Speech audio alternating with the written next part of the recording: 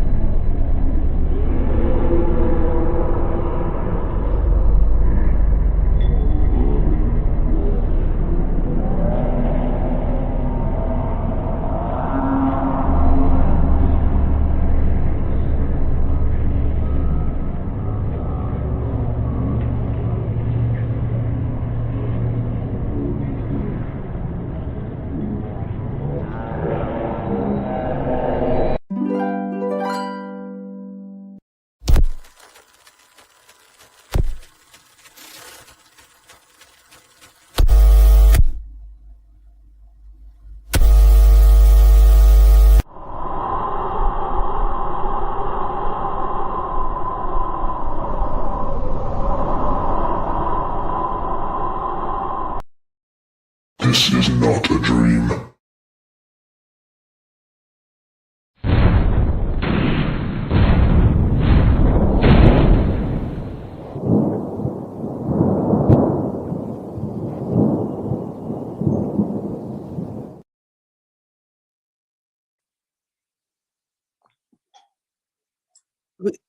Is it over?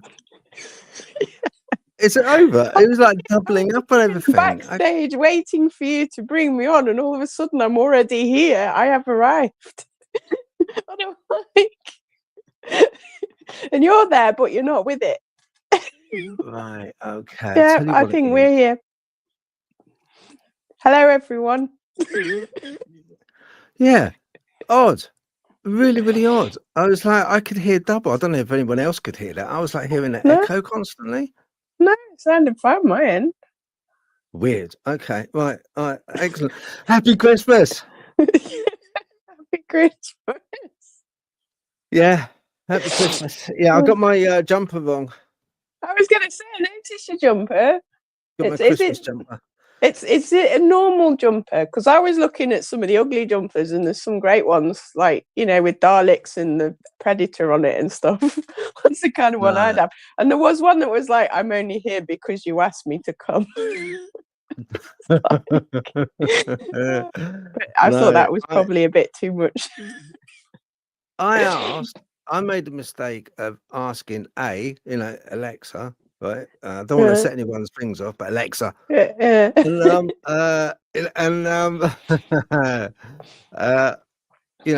Ordered me up a Christmas jumper. Now I'd like a Christmas jumper, okay, put into my shopping cart, of romping reindeer. Right. Does that look like romping to you? The romping, I think it was lucky romping was interpreted in that way. No. And not any other way. Yeah. But it's got reindeer on it. And it makes a little heart shape in the middle. It does make a little heart shape in the middle. It's nice, isn't it? But they're not romping. Yeah. Yeah. So I'm curious to see now what a romping reindeer on a jumper would look like. Yeah. I don't even want to think. I might try Googling it later and see what comes up, but I'm not sure that I want to see the results. I'm sorry. It's on the back, probably. Oh, is that what it is? Yeah. Might be. Yeah, I might do a twirl later. The NSFW version on the back. Yeah, I'll do a twirl. When I do my exorcist head, yeah, I'll do a twirl. I don't know. Anyway, welcome everybody. Thank you very much for joining us. It's Dogman TP Hunting, together with Goldfish Paranormal, bringing you the Friday Night Files, and it's a Dogman special. Why is it a Dogman special, you ask? Well, you're not asking, but if you were to ask, it's because we've got some very special people on. Isn't that right, Natalie? It is indeed. We do. Yeah, exactly. We've got an interesting mix tonight. We have got an interesting mix. First of all, I want to bring up a lady that I interviewed a year to, might be a little bit over a year now. I want to bring her up onto the screen just to have a quick word with her. Because I'll tell you why. Because she has some accounts which I wanted to talk to her first, because rather than having a whole load of people on, it may get a bit confusing. It confuses me at the best of times. Anyway, I'm naturally confused, so I'm just going to bring her on, and let's have a look. Let's have Tonya on. Hey, Tonya. I'm going to move you over a little bit. There you go, and swap sides. Okay, then that way I can bring up the comments. Let's have a look. Thank you for joining us tonight, Tonya. Oh, thank you for having me. Let's see who we've got on the comments, Tonya. We have Drew Hollings. Hello. We've got Keith Ashton. Hello, Keith. We have also got Dawn Sasquatchista. Thank you for coming on, moderator. Now, anyone's got any questions? Use capitals, okay, or use capital for question at least, but just question. All right, or Q capital. I can't see the comments from here. Oh, hang on. You will. Yeah. I'm gonna get them a bit larger. Hang on. I can't see them half the time either, Tonya, so you're okay. I have to try and get Phil to read them out for me, because I'm just like... I have one of those Samsung flip phones, and it's bent, or it's, I got it situated, and I can't see the bottom part of the screen, so... Oh, okay. Okay. I mean, you know how they fold, it's like this, and I can't see the bottom part of the screen because I just see the top. I see you. Okay. All right, look, I'll tell you what, would it help if I move it across like that? I don't know. Are there any comments yet? Can you see the comments now? No. Wait, no, I don't see any comments on there. Okay. All right, no worries. Let's have a look. Let's play about with them. That's all. Let's have them on that side like that. Okay. All right, I'm going to crack on anyway. How are you, Tonya? I'm doing pretty good. Pretty good. Yeah. Just the same old though every day. Yeah. I do drop into your Facebook page because you do come across some really interesting stuff, from lights in the sky to I caught that one where you had, because where Tonya is, she's got a cemetery right bang by the side of where she lives. No, it's behind the house. It's right behind. She sees she put a post up of this large black Dogman figure in the cemetery. And then there was do you remember the one that you put up about the light? There was a light on the gravestone. Yeah, that I posted that. What was it, last week? There was a grave that was glowing. Apparently, I don't know. The light had no reason to be there. There was no buildings or anything there. It was just graves. And you see this bright light, but my camera, I didn't see it. So it was kind of a quick glance, and you seen half of it, or a little bit of it. You could tell there's something there. And then these lights, I don't know what they are, light beings or something. Did you see that photo with before the glowing grave? Yeah. There was these lights of some sort. I don't know what they are. Yeah, I captured them on film before. Oh, I'm assuming it's paranormal. It's at a cemetery, so that was, I think, last year when I caught that on film. And a lot of things I catch on film, I don't see it with the naked eye. I see it when I take the pictures or the video. Now there is sometimes I do see things, and then I try to capture it, but I get a little mix of everything: UFO, paranormal, Dogman, Sasquatch. That's what goes on around here a lot.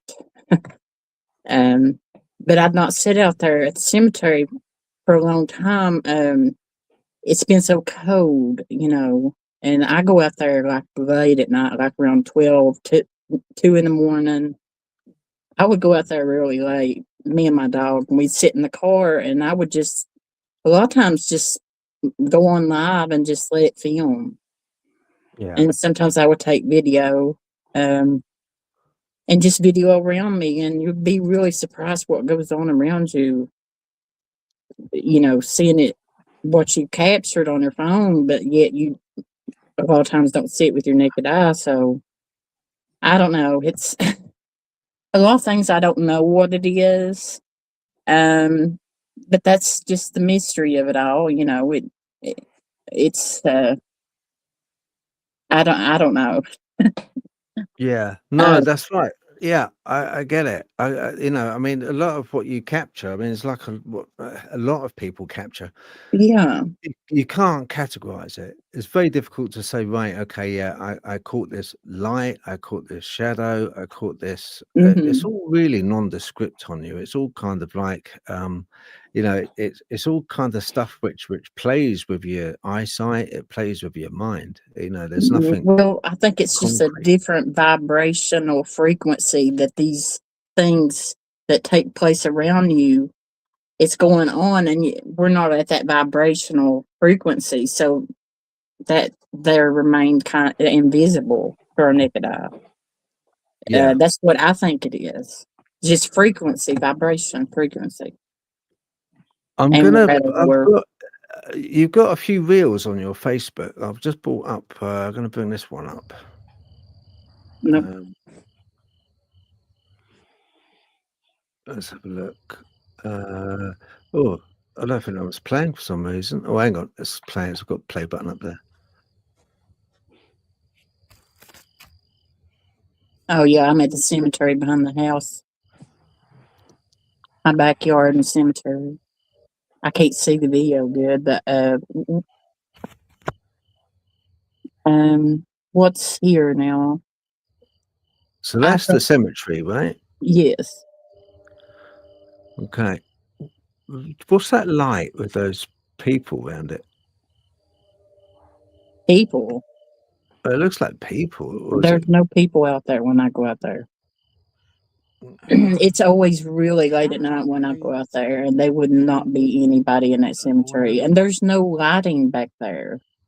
It's just the grave lights, them solar powered grave lights that some people put on their families' graves. You'll see that, but no, there shouldn't be any people. I don't Okay. see. No, I was just zoomed in there, and I just sort of it looked like kind of there, like two people around something that's quite bright, you know. Let's have a little look and see. Because you said when you contacted me, you said that you had some. Oh yeah, What was this video supposed to be? Did I post it? yeah. This is on your reels, but I remember seeing opposite where you live, from your porch across the road where that light is. No, yeah, that's the front of the house. Wait, I need to get my glasses on. Okay. Uh, that's the front of my house. Yeah, and it's, if I'm not mistaken, when you sent me stuff before, it's there where there's usually something like a Dogman type being there. Okay, now at the corner of that building is where they sit and watch. Here. I can't see. It's at the very back corner of that building. Okay, just That's there. one of their spots they sit at. Believe it or Right. not, I mean, this is the outskirts of the city, but in the country. But you would be surprised they don't care if houses are out there or not. I've got many Okay. videos and stuff of them being out front. Yeah. They have Yeah. certain spots they sit, and I know where their spots are, where Okay. they sit and watch. well, let's see. Let's see. I'm going to bring up. We've got another special guest. We've got Larry Luttrell, and because he's a Dogman investigator. Okay, he actually goes out, boots on the ground, looking for these things. And also a guy we had on last week. He's working with Ron Moorhead and quite a few other esteemed people to bring out a documentary on cryptids as well. Got Ethan Oates. So I'm going to bring these two fellas on. Hey, Ethan. Hey, how's it going, everyone? Hey. Everybody cold? Is there a lot of snow going on or what? Not yet. Oh, you guys don't have snow? Well, it melted off. Oh, you're lucky. I'm in a couple feet of snow. I'm like, great. Yeah, so I was listening, and that's very interesting. Whereabouts do you live at? Me? Yes. I live on the Ohio. I'm right on the Ohio River in Kentucky, on the Kentucky side, across from Ironton, Ohio. I'm bordering West Virginia, Huntington, West Virginia, South Point, Ohio, Ironton, Ohio, Kentucky. I'm right across the river in Kentucky, in the Ashland part. So are you in a little town, or is your town pretty big? Ashland's not that bigger town. I mean, there's lots of forests and stuff. Where I live is on a mountain. You got a lot of forest around you? No, not around the cemetery. There's forests, but it's a rural community about 5 miles from downtown Ashland. That's very interesting. I was looking at the picture Phil was showing, and it looked like I could see something standing over by that telephone pole where you were talking about how they were sitting, where they sit over there. They hide on that corner of that building, the back corner, and there's a fence there, and I can usually tell if they're there or not, because if they're not there, I see through that fence. I can see the lighting, right? And then if they're there, it's just all black. And then I see their eyes shine or glow. That's how I know for sure they're there, is when their eyes glow. Do you have encounters with them at all? Oh, yeah. Do you have any encounters with them? They try to scare you, or? In the beginning, they terrified me. They would growl around my windows at night, and especially my bathroom. My bathroom was the Sasquatch and Dogman target area for me. They would, I couldn't, it got to the point I couldn't go in my bathroom at night. I was too terrified. And that was years and years ago. I'm used to them now, and it don't bother me. I know they're not going to hurt me. But back then, I was afraid. Do you got woods close enough where something can like hide easy, or around the cemetery out back? A lot of houses around you. There's woods around the cemetery out back, and the front of my house is just houses, here and there. Those woods go for a while, or there's a lot of woods. Not a lot of woods, no. Not a lot of woods. No, there's no houses back there. But there's a little bit of woods that surrounds the cemetery, and then you go off the mountain, and then there's houses here and there. They're scattered. The houses are scattered around here. This is outside the city limits of Ashland. Tonya, how about, do you remember when I was talking to you initially, and now this you'll find really interesting, Ethan. It's not just Dogman. Hi, Larry. I didn't even get to see Larry down there. Say hi. Yeah. Merry Christmas, Larry. Okay, I'm listening to you. Go ahead, Phil. No, that's fine. It's not just Dogman that Tonya experiences. It's also Bigfoot as well. Okay.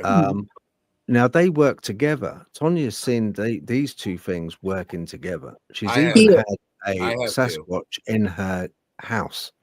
He's I've dead. seen them They together. cloak themselves. They go invisible. Of course, their frequency, they can just adjust their frequency and make it higher, their vibration, and they go invisible. That's how they do it. Yep. But yes, they do that. They raise their vibration and all that, and invisible, or some people say cloak.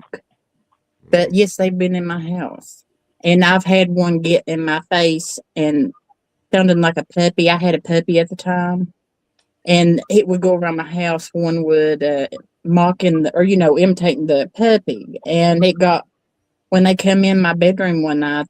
There was more than one because I could the noise, them walking. But one got right in my face. I mean, my eyes was closed. It happened so fast, but yes, it's been more than once. I know it sounds crazy. I realize that, but it really does happen. And So then how what do you do? Oh, sorry. Go ahead. I'm used to it now, but in the beginning, I was I was afraid, the Sasquatch does come in though. I don't know how long it's been. I don't recall in the last year or so having anything like that happen, but it did used to happen quite a bit actually. But at that time, my son, I was living by myself. My son was at my mom's for a while, and that's when all this stuff was happening so much. Do you go off the noises then to tell that the Sasquatch is there? Is it if you don't their see them? I can tell that I've been around these beings since 2014 is when I started having the encounters and everything, and I've been dealing with it ever since here at home. And I've actually been around them so much I can tell almost every time if it's a Sasquatch or it's a Dogman by their sounds they make. Okay. Do they act different? Like is the Dogman mean the Sasquatch nice, or are they both the same? They're not the same. I mean, do they act the same when they come around? Dogman is very in the beginning they was not quiet. I told them verbally at my kitchen window one night. I got fed up. I told them not to be looking through my windows no more, not to be growling around my windows no more. Don't be going underneath my bathroom floor. Don't. I just laid out the rules. This has been a few years ago, and they quit doing it. Okay. Sasquatch has always been friendly, nice, but the Dogmen, I took it. To me, it seemed they were angry. When something growls at you, you would think, okay, I'm going to end up getting killed. I mean, I just didn't know what to think about it. I was afraid. No, we understand. I mean, some of us have encounters, and you don't know how to and there's interpret people out the there crowd. listening too. We And understand. one night, they had one night howled behind my house. Not just one, a bunch of them. And it sounded like they was in the cemetery, and they were howling. Other than that, I don't hear. In recent years, I don't hear. They're so quiet. They don't make a sound, but Sasquatch does. They imitate animals a lot, different kinds of animals around here. And just certain sounds they make, I can tell it's them. Like recently, where I just got a cat a couple months ago, and sometimes I'll hear one meowing like a cat outside my window, my bedroom window. They just do stuff like that. It's them, or Sasquatch, because Dogmen don't imitate animals. I've never known of them, or never heard them imitate an animal. You sent me some photos a while back. I'm just going to get those up to show the people. Okay. Let's have a look. Okay. Can you explain a little bit? This is opposite where you live, isn't it?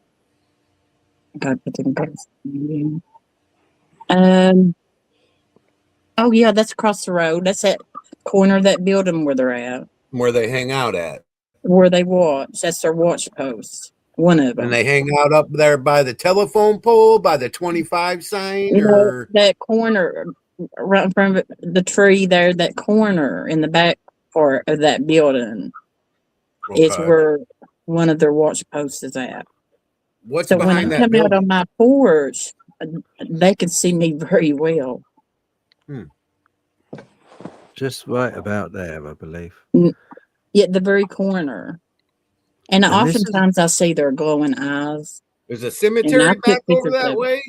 No, that's the No? front of the house. The cemetery's in Your the back. neighborhood. Okay. There's no houses out back. Okay. Nothing. Just cemetery in my backyard. That's it. Hmm.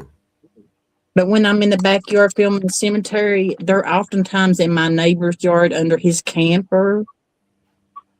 I've got pictures of their eyes glowing under the camper, or they're in the neighbor's backyard near that tree the Sasquatch used to mess with all the time. How long you been having this going on for? Since 2014 here at home. That long? Wow. Has it got worse? Has it picked up? It's steady. Steady, about the same? Pretty much. They're usually always around. I haven't been outside to do any type of filming out back in recent months. I haven't been even stepping out on my porch at night. It's so cold out here, and I just haven't fooled with it. Are they still? Doing it, though. I got a question. Are they still doing this when it's cold? Or are they calm down a little bit? I haven't been out there on the porch or out back for a while where it's so cold. I don't want to deal with it. And like my home, they've calmed down since it snowed. I've noticed that it outside that they're not popping out of the tree in my yard like they were.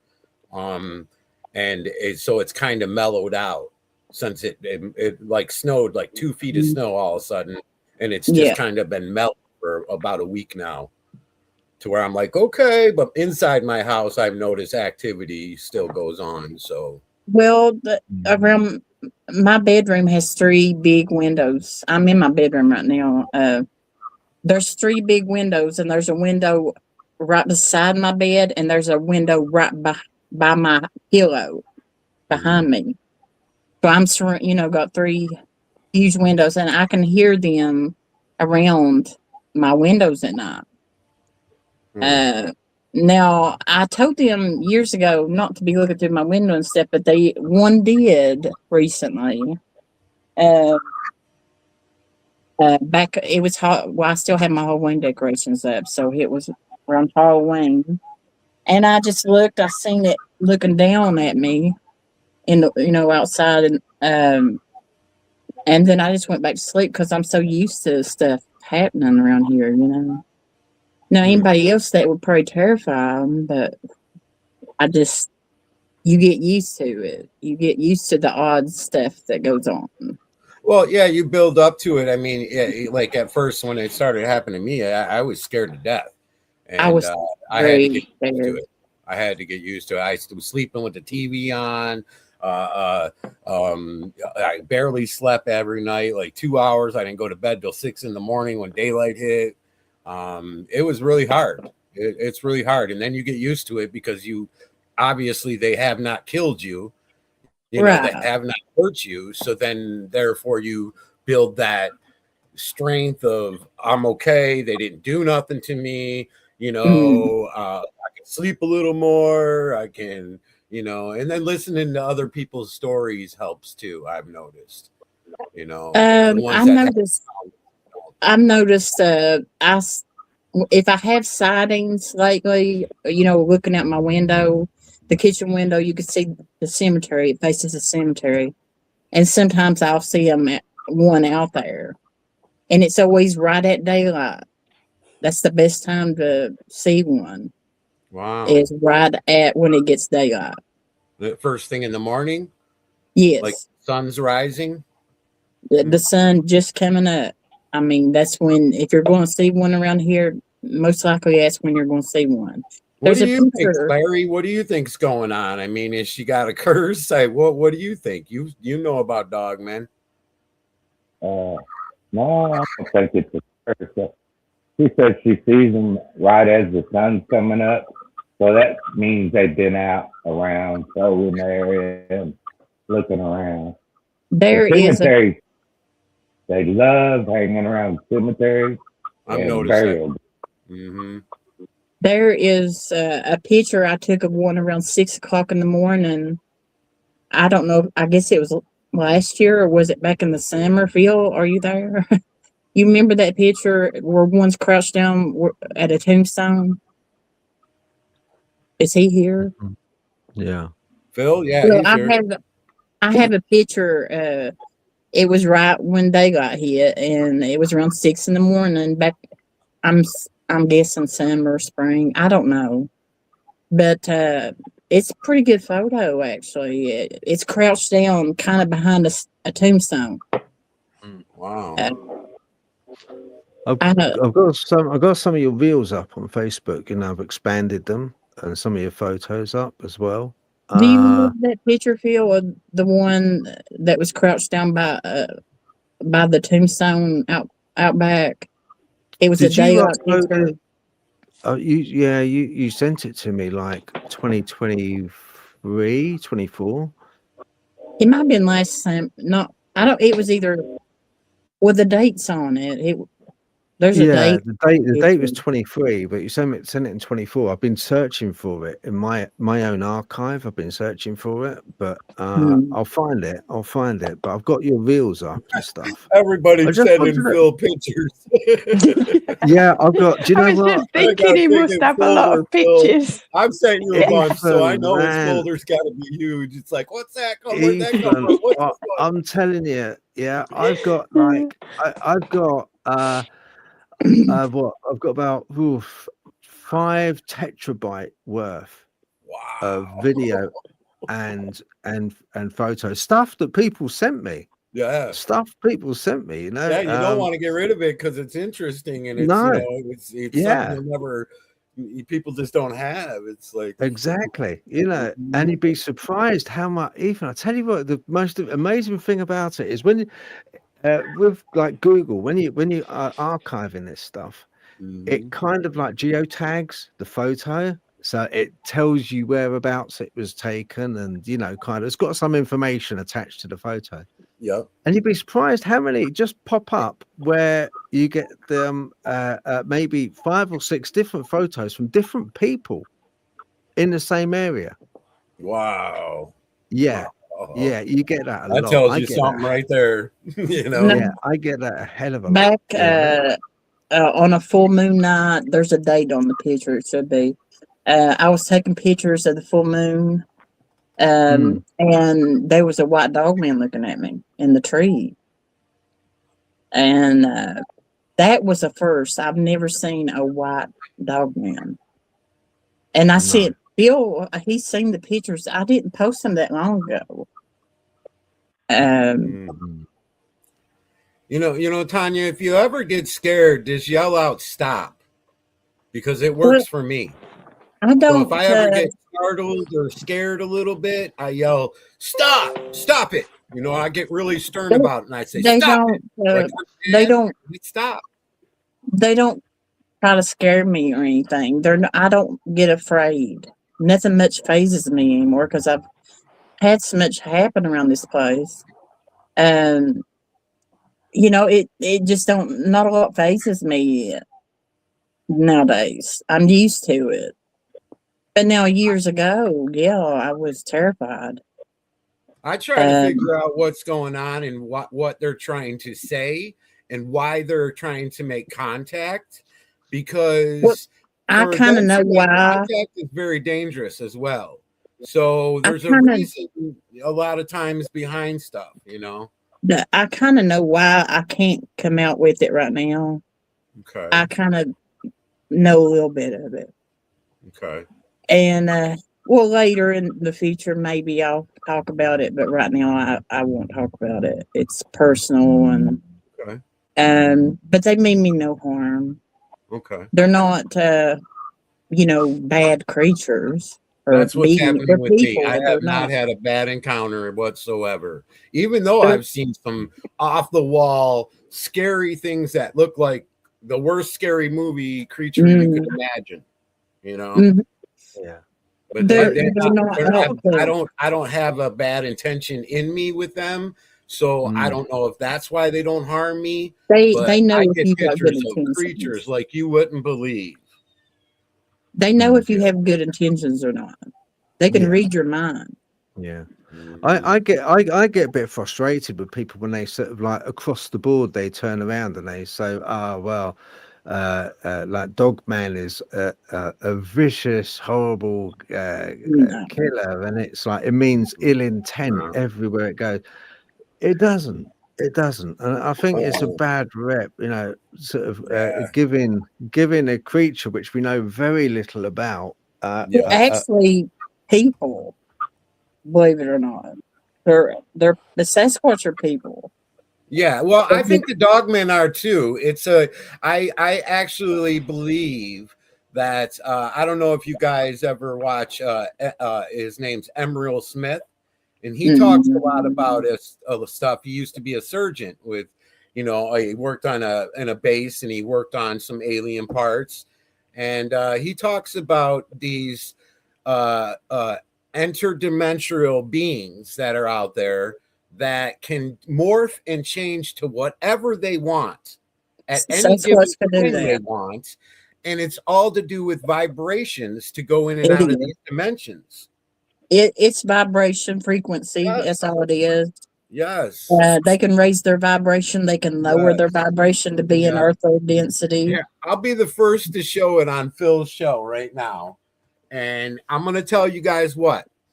And I'm not trying to make a sale for this company, to trust me at all. But this unit right here that I'm showing you, I'm going to try to get it on there good so everybody can see it. Yeah. Put my glasses on. You get one of those and you put it on your shoulder and you turn that on for an hour or two, and you will higher your vibration and your energy in your body.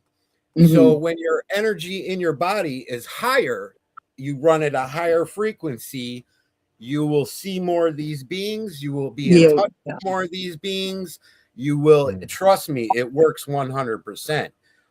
Me and Ron Moorhead has actually studied this unit with me for a couple weeks to see if it would increase, and it did. Everything increased. To where my next thing was, Ron, I'm going to stick my fingers in the outlet. I'm going invisible. You know what I mean? It really does. What it does is this is being charged by the electric. And then when you strap that on you, that power of that electric has to go out somewhere, and it's going to go in your body. So then your body hires up. You hire up as a different level, and you can actually have more interactions. You actually it works, man, 100%. And when people start finding out, I'm sure they'll sell the shit out of that unit, or units like that. I've talked to several people. I've talked to a psychic lady, and she actually uses one of those. It's a little different, and she's psychic. And when I got on talk to her, she knew everything about me before I could even say anything. And it amazed me. And I'm like, wow. And she's like, do you use one of these things, Richard? And I said, yeah. And she knew I did. And she said, I do too. So that helps you see. That helps you see these things, Ethan. Yes, that helps it you does, see these Phil. things. Totally, 100%. I bought that thing for $500 because I had a pinched nerve, and I was an adult entertainer at the time, TV actor. Yeah, and I didn't care for the money. It was no big deal. If it's going to help me, I'll buy it.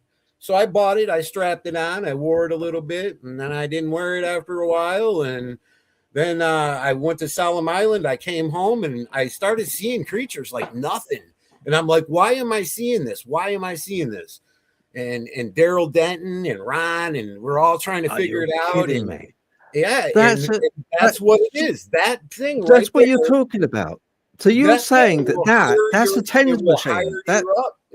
It that's will. a It's tens like charging machine. a battery. It's like It's charging a it's a battery. tens machine, isn't it?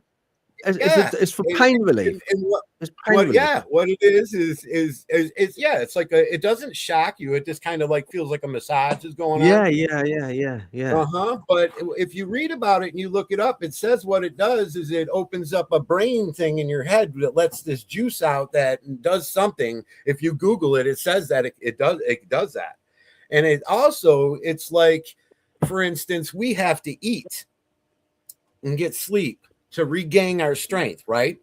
You put a battery and you run that battery down outside, you have to recharge it, or you have to, put some water in it to higher the levels to the battery to, get the battery to be good again. So what you're doing is you're bringing your level up. Instead of what we are right now, you'll be at a higher level of energy. And when you're at a higher energy level, that's what these things are.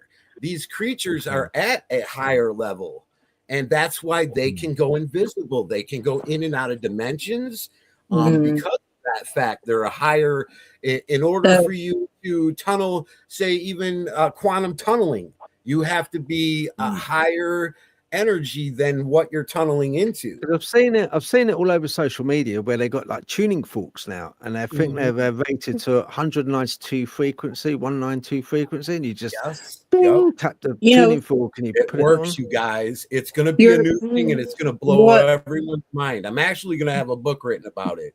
Me and what makes some people can see these beings easily.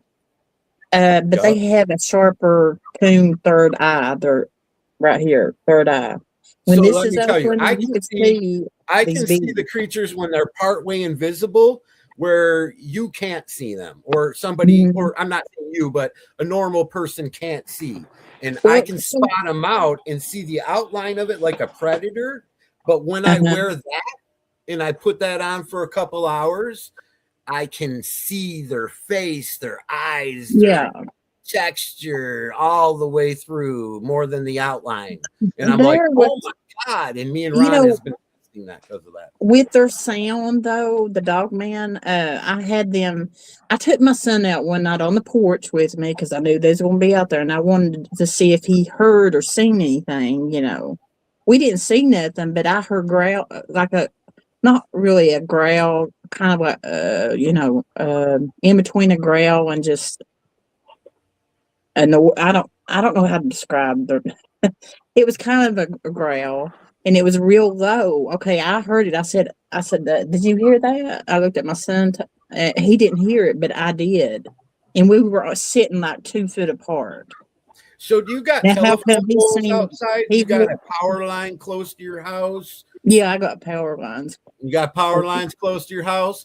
So Tanya probably runs on a higher level of energy than the normal person because she lives right next to that energy. Yeah, she's also got a holy trinity though, that had got pimples on their face because of that.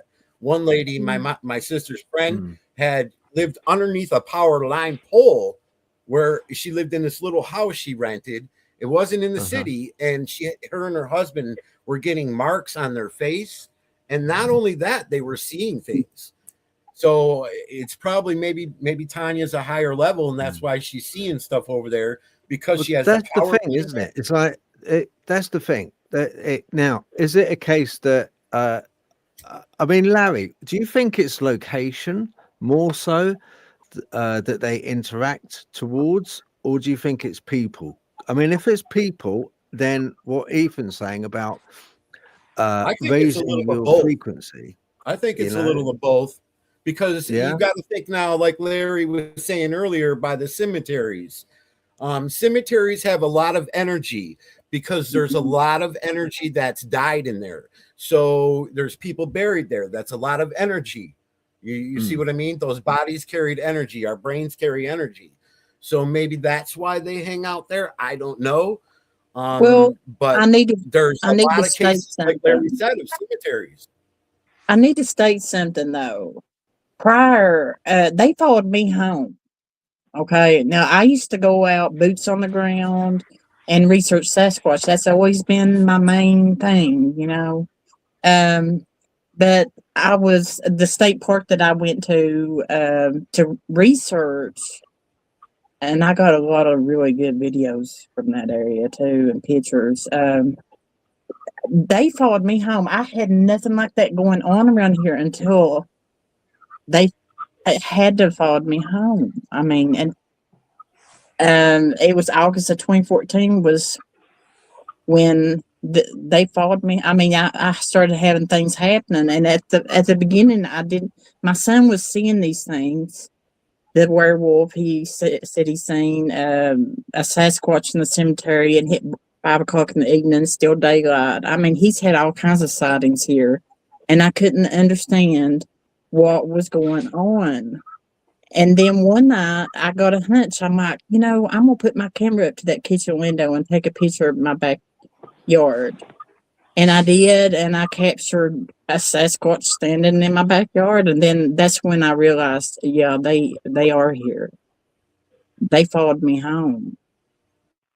Have you So my ever son, talked to any? Have you ever talked to any of your neighbors to see if they have No, any sightings or no. interactions or anything? My neighbors None are of them? elderly. I'm thinking you're crazy. Well, I feel the I'm same way. It'd be real hard to private. do.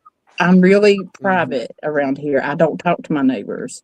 I They're would be all wanting elderly. to. I wouldn't want to scare my neighbors because most of them are elderly. Oh, okay. The Yeah. people right beside of me, they're he's a pastor of the church beside me, and they don't talk about stuff like this. And I dare Be not. having him over for coffee more often. I think I'd I feel would a little not. safer with the pastor living next door. Well, You know what I it mean? just so happened he's the one that had to clean the tree limbs out of that tree, or the tree limbs that were found in my yard and his yard from the tree the Sasquatch was messing with there for a long time. And he had to have wondered, if you've seen the pictures, you would be like, what is going on? I'm sure it I went through kind of his want to mind, ask what him, hey, you could this ever be? seen anything funny going on in the backyard or He anything? never And if asked he me. says, well, what do you mean? Say, I don't know if kids are messing around at night or what. No, just I leave don't it there. say nothing. They're they go to church. They don't Tonya, talk about stuff like this. Some Tonya, can church I ask you people have something? encounters. Huh? Yeah, Tonya, can I ask you? You know, Yeah. when it first kicked off for you, and you were in the woods, I and when I started out, when you first started out, and then because if you remember, you said to me a while back that you were out in the woods, and when you came back home, you just knew. You kind of knew that I there was heard the noises and stuff around, but I was in denial. now It- Daniel J. Williams. He can't be here at the moment. Hopefully, he'll come on in a little while. But he made a comment saying about the hitchhiker syndrome. Do you think that it was something that you did out in the woods? Did you do any gifting, or did I you did invite gift. them? Yes, that was. If you don't want them to follow you home, don't gift food. You gifted. Yes, The that's first what time it started. before you had any interactions, you gifted, you left something there. I would go to a state park to research, and I would constantly take video and everything. And I would always, every time, it was once a week, I would leave food, and I would put it in a bag, and then I would tie the top of the bag, and like when the next week I'd come, I would know if they'd been in that bag by with something I had hands, had to untie it, right? Because I would double knot it. Yeah. And that's that was my way of knowing if something with hands was getting in that bag. Well, what they would do, they would take the contents out of the bag, and they would take the contents with them, but they would leave that bag the stuff was in behind, and they would stack them for me to get. They didn't like litter in there. They would stack all the bags up and for me to take. They didn't want the bags being littered around. I know somebody that gives too. But and I that's looked what at they the do. bags and they were untied. The double knot tied. They wasn't, four to pieces like if a bear got a hold of it, But that was how I knew they was getting in the bags, was by double knotting it and hiding it in a where nobody could see it. Nobody could get to it. Nobody would see it. So that's what I would do weekly there for a long time. And then But they you made followed me home. friends. You made friends. You fed the kitty cat, and the kitty cat's at your house.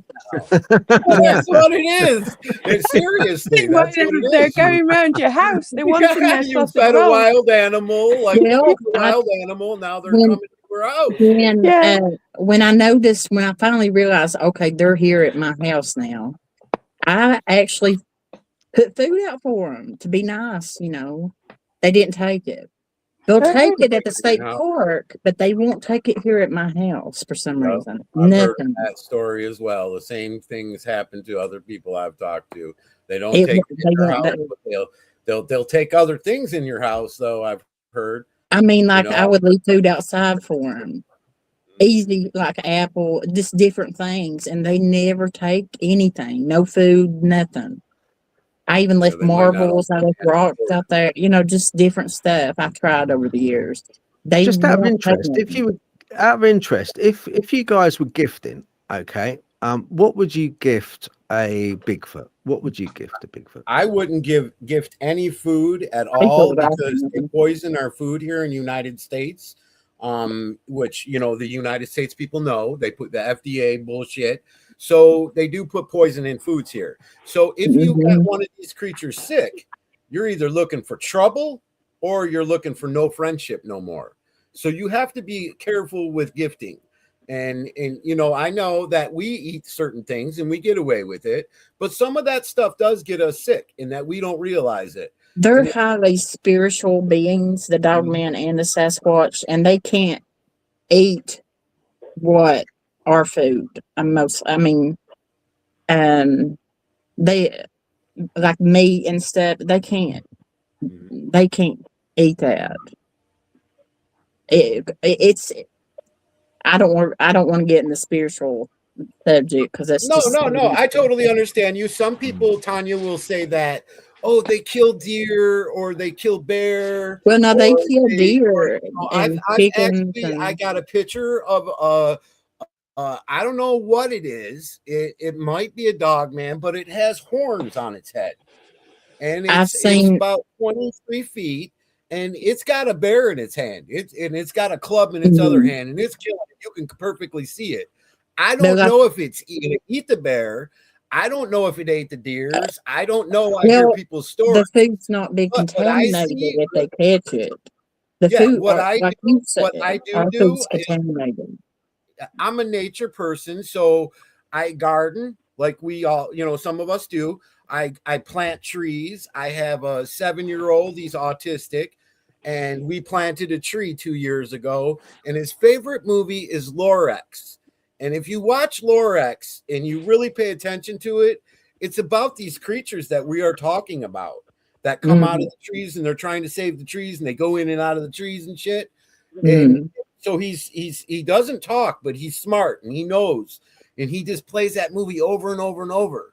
So I planted a tree with him, and then we went out and fertilized the tree. We gave old fruit to the tree, old apples, and threw it on the ground, because what happens is the ground and the worms and everything absorb that stuff, banana peels, and they eat it in, and it builds the ground up, and it's good for the roots of the tree. So then you're feeding the tree.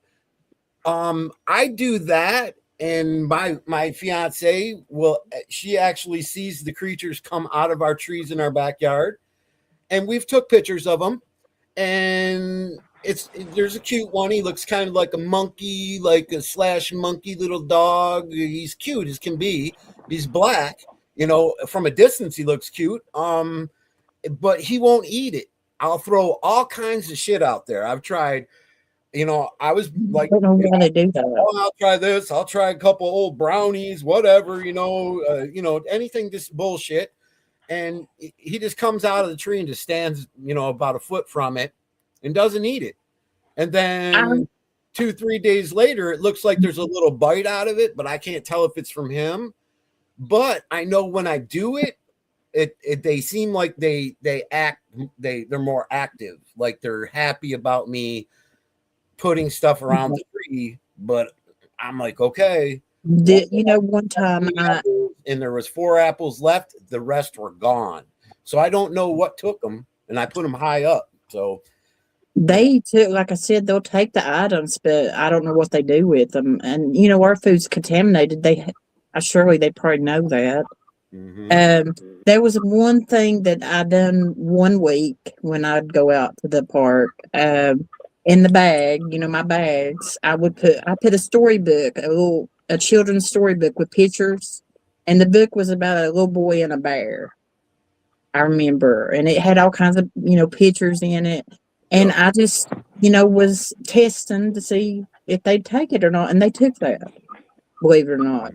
I would put toys. My son, he was young, and we had toys around, and I would take little light up balls, the ones you squish and they light up and blink.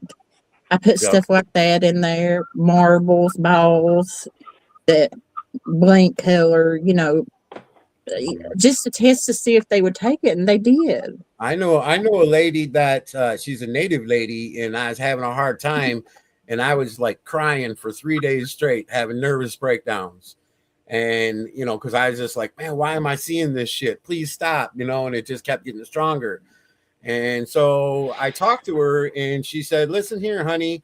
She said, you need to calm down and take it easy. She said, there's a reason why you're seeing these creatures, and you need to just relax with it. And she said, a lot of these creatures have been here just as long as us and way longer. And I'm like, what? Yeah. And then she's like, the natives used to hunt with the Bigfoot. And I'm like, what? She was being straight with me. And then she said she had an encounter with a Dogman, and she didn't like it. And she said that she also had Bigfoot near her property. So she was gifting the Bigfoot. And she gifted them some stuffed animals that look, like bear stuffed animals. And she said they left with some teeth.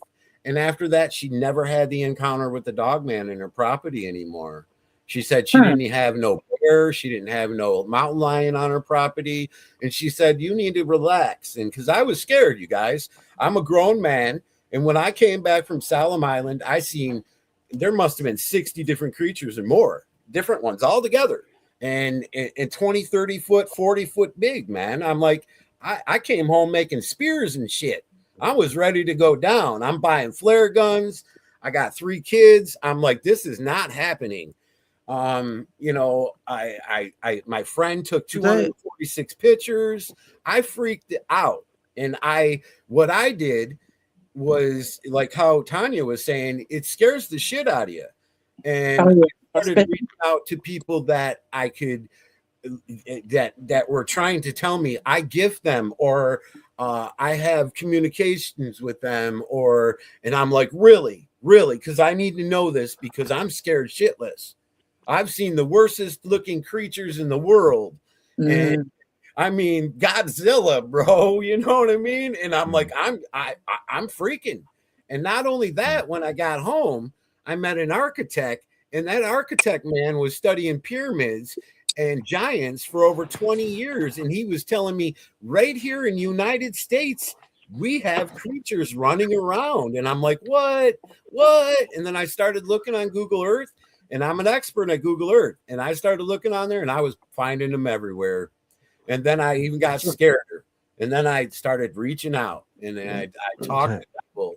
And it helps, Tanya. It helps to talk to people. I'm sure Phil and Larry and that you guys all. Back in the day, I did reach out some. Well, no, actually, back then I didn't talk about Dogman. When it started here at home, I did not talk about Dogman. Nobody talked about Dogman back then in the groups on Facebook.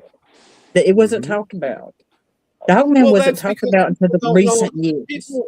people are scared to step up and say anything because the fact that Yeah. you've got good credibility with everyone, and then all of a sudden you're going to go, "Hey, guess what, Yeah, man? I'm I see saying this," werewolf. and they look at you funny, and you feel funny. It's like, no, man. Well, no, there was. Tonya, People can get I ask you great. something? Yes. Okay, sorry, Ethan. 1 minute. Hang on. Tonya, did they ever touch you? The Sasquatch pats me on the head, the shoulder, back. Do you And ever how I see know any? I can hear their noises they make around me, and I feel Yeah. like a tap, on my head or something. Okay. Do you see orbs, Tonya, in your home? Do I see what now? Orbs. Do you see Oh orbs? gosh. Yeah, but I always blame that on the cemetery and the paranormal around here. I don't, but yes, there's orbs associated with Sasquatch and Dogman. Okay, yeah. So I can't tell I don't know if it's a paranormal, like a spirit. I don't know if it's them when I see an orb around here because I got all that mixed stuff going on. They fly inside Do the you- orbs. Do you ever because you've had such a prolonged exposure to both Bigfoot and Dogman, have you ever seen a almost like a system? Has there ever been a rhyme or reason? Is there a time of the month? Is Well, there a full moon? no. I'm 51 now. I don't have to worry about stuff like. No, I will tell you one thing that happened to me when I was very young, and I'm talking early 80s, late 70s. You don't look 51. No way. I am 50. I just turned 51 in October. When I was really young, I was so young, I was sitting in my mom's lap. Okay. I don't know exactly the age, but you can kind of figure out around the age range I was. I was sitting in my mom's lap by this big picture window in the living room. And there was something looking at me in the window. It was nighttime, and I seen its face and everything. And it looked like a werewolf. Now, back then, I didn't know what a werewolf was. I was too young. We didn't watch movies like that at home, but I had one looking at me, smiling. Now, I know this sounds crazy, but it was smiling. It looks like, and I'll tell you what it looks like. It looked identical to like the movie The Howling. You know how they had the Dogman had the long hair, the werewolves. Yep. The brown hair. Okay, it looks like that. It looked just like a werewolf from The Howling. Mm-hmm. And it was looking at me, and I looked back at it. I wasn't afraid. But in my mind, I knew it was female. I don't know how I knew, but I always thought I felt a female vibe. I guess I don't know how you would explain it. Yeah, moving certain way or acting a certain way. Yeah. Thinking about that long, 40 some years ago. I mean, that's why. I mean, what's that about? I'm still questioning that, but because I didn't live around here then either. I lived about an hour away from here. I'll tell you the county I lived in. I was in Kentucky, but I lived in Inez, Kentucky. Tomahawk, Kentucky. It's right beside Inez, to be exact. That's where it happened at. That's where I grew up. It was Tomahawk, Kentucky. And you were young when that happened? I was sitting in my mother's lap. I was that young. I'm estimating real late 70s, early 80s, because I was born in October of 74. Mm-hmm. So, yeah, I was sitting in her lap. I was young, real young. Tonya, do you remember sending me this? Do you remember sending me this? Yes, that was in the corner of that building. That picture is a zoomed in of his face. And he was in the corner of that building that I was talking nice about. Picture, earlier. I can see it perfect. I can Can see you that see creature him? perfect. Yeah, I can see his nose, his Yeah, he eyeballs, was his ears. watching I can me. see a They, perfect big forehead. I can see him perfect. yeah, He was doing what? Looking in your window? he was watching me. I In the just window? took the picture. You see that orb there, whatever that light is? I don't know what that light is, but it was near him. And it caught my attention. I seen what I thought was glowing eyes, and I took many pictures that night of the corner of that building where I know they hang out at. And I caught him watching me. He was looking right at me. That is really clear. Looks like he's holding the orb. I don't know Ethan, what that is so light clear. is. That is really clear, Ethan. Oh yeah, I I can don't- see his arm coming down. Looks like an He's arm got coming really over, like hands pointy. holding that. He's got big pointy ears. Yeah. But Do he you was remember looking at me. He's one of them around here. That's an amazing picture. Really. That's a really You good. better that's a keep really feeding good- them there, Tanya. I don't feed them. You That's better been keep years feeding ago. them. No, I You know started that, to right? when they come here, but I quit because Once they you don't start take feeding it. something, you got to continue. You know that, right? No, I used to they feed didn't the take bowl in it. Grayling, Michigan, and I had an They older don't- buddy, and they- he's like, "You better quit it." And I'm like, "Why?" And he's like, "Because when you stop feeding them, and you can't afford it, they're going to come in your house. So Well, you better keep feeding them." they have. I don't know about the Dogman that's come in the house. I know Sasquatch has because I can hear their noises they make. I could tell it's them. Yeah. But Dogmen, since I told them verbally not to do certain things, they are very quiet. It's been a while since I've heard one. Mm-hmm. A long time, actually. Is that something you'll do, Ethan? You'd only go off and with Ron and Martin, and are you prepared to? Are you going to bait for them? Are you going How am I gonna bait? No, I don't. You know, when I walk You're going to outside take and a I walk slab of down meat my with you? when I walk down my street, Phil, they're everywhere. They're every 10, 15, 20 feet down the street on the side of the woods. That's how bad my interaction is with them. I actually have a little spot where I go to, and I went out there one day and said, "I'm not coming back." And I had it in my mind where I was just done. I'm having nervous breakdowns. I'm done.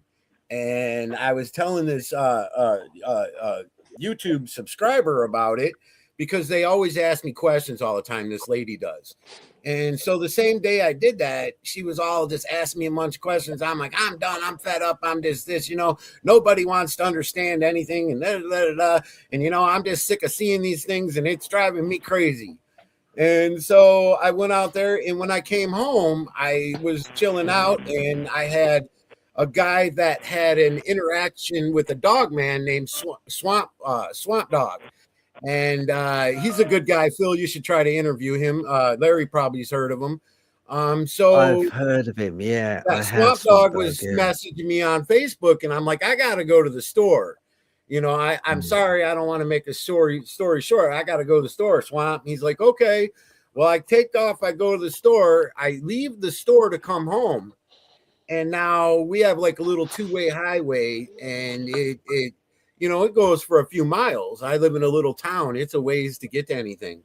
So I get on the highway, and off comes on both sides of the car in the air, on both sides, way up in the air. I can see these lights coming down.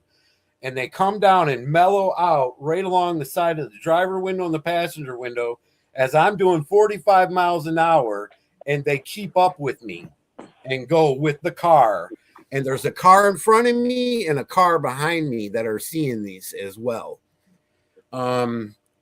I got my phone out, started snapping, man. I slowed down a little bit and started snapping pictures.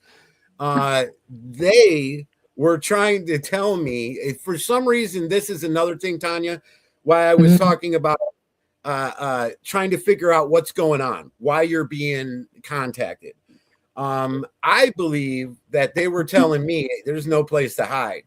There's no place for you to go. We're here, and You that's can't the hide way, buddy. You ain't getting away from us. And that's what I feel. They were telling me that day because they did that. And They- I came home, my nose bled all night. I ended up in the hospital the next morning. The hospital drug tested me because I told them what happened. I live in a little town. The sheriff came down to the hospital even because of the report. And I showed them the pictures. And then they believed me. Then they were like, wow. And they couldn't understand it. And I'm like, these lights came down on the side of my car. I don't know why. I didn't tell them I had any interaction going on with creatures or anything else, or was involved in anything or anything. And they were just like, oh my God. And there's other witnesses as well. Ethan, there's other people that have pictures as well. And I'm like, okay. And I'm like, but they do things for a reason. And as long as you don't, I try not to make them upset no matter what I do. And I don't want to make them upset because I know that they could take me out anytime they wanted. They have more power than you can imagine. It's to me, it's going in there, Phil. I have no problem. I'm not going in harm. I'm not. The most thing I fear out of all is the military in us. The creatures, if they got a problem, it's because of Daryl or Martin or Ron or all of us. They don't want us to come in. But I just want to make sure that all of us are on that same level of energy where we're okay and we're not trying to hurt you.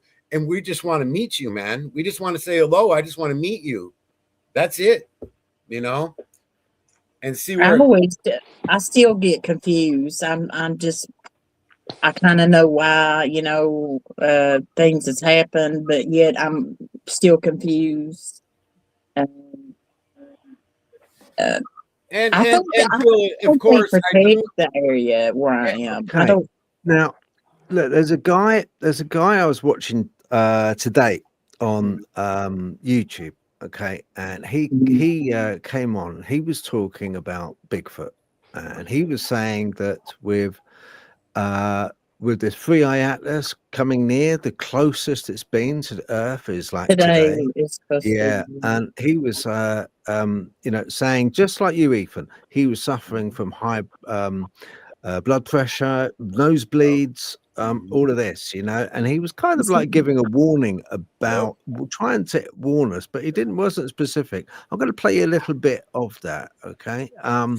Because I think it's also the new moon today in my time zone. It is the new moon, the 3-eye atlas or whatever it's called, and so those things are going on today. There's a lot. Okay, I'm going to put this, play a little snippet of this. It's Bigfoot stuff from Chuck Jacobs in Arizona.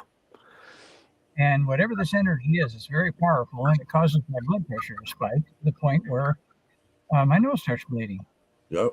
And once I figured out what it was, whenever I started feeling that, I started asking, hey, please don't do that. Can you please contact me some other way? Because this is the effect that you're having. Mm-hmm. And to bring the most recent one is this morning, right after I put up my community page post. The minute I reached up and hit the post button, immediately my nose started bleeding, just instantly. And it didn't last very long, but I took that as a sign, and part of the sign that I should actually come out and make this video. I also had a conversation with a Sasquatch elder named Mickelboss last evening. And I've been talking and thinking about this for a few days. Hey, I just wanted to show that bit because do you think communication is viable? Have you tried communicating with these things, Tonya? Me, yes. What happens? Telepathic. I don't say it out loud when I try to communicate. And there's times I've heard things. For some reason, I'm not having any success with it recently at all. And another thing that might be causing his nosebleeds. So we're having major solar flare. Our planet is increasing in frequency. We're going to 5D. Yep. We're in 3D right now, third density, and the planet is going eventually to 5D, the fifth dimension. Mm-hmm. And you'll be able to see these beings then for sure in 5D. Because it's a higher frequency. But the solar flares and all this, that could be one of the reasons why is having nosebleeds and stuff. My sugar has went up to the point I have to be on medication, and that started back in October. All these solar flares and everything going on with the planet and everything, it could be related to that. The solar storms and solar flares and everything. What you could do is go there's groups on Facebook about it, Schumann Resonance. Every day you can see what the solar weather is and if we had any solar flares and everything by watching the Schumann. Keep an eye on it. I'm in several of those groups, and I keep an eye on the solar flares and everything. Because sometimes, your third eye will even activate.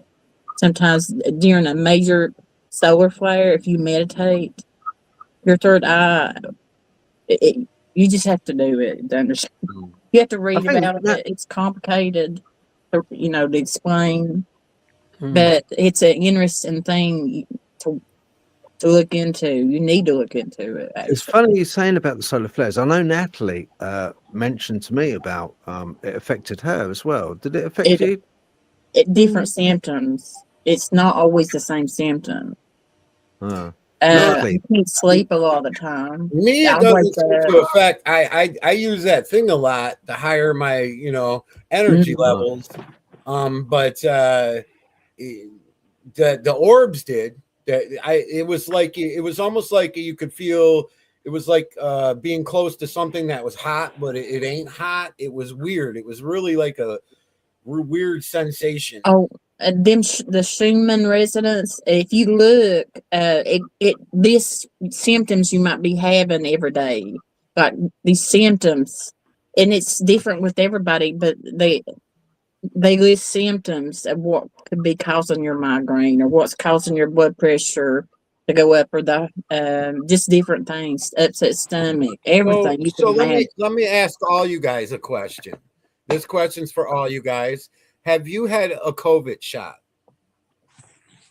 I had a booster at the beginning, but I didn't go back for the second. I had no COVID shots whatsoever. I would not take it. I was like, no. I was like, if they're going to make a serum for it, it would take months. So I didn't take it. And let me ask you something. Did you have COVID? Did you ever have COVID?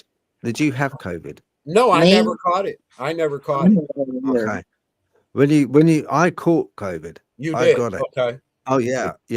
And I was just like sideswiped for 2 weeks. I was ill. Phil, let me ask you a question. Almost like I'm interviewing Phil now.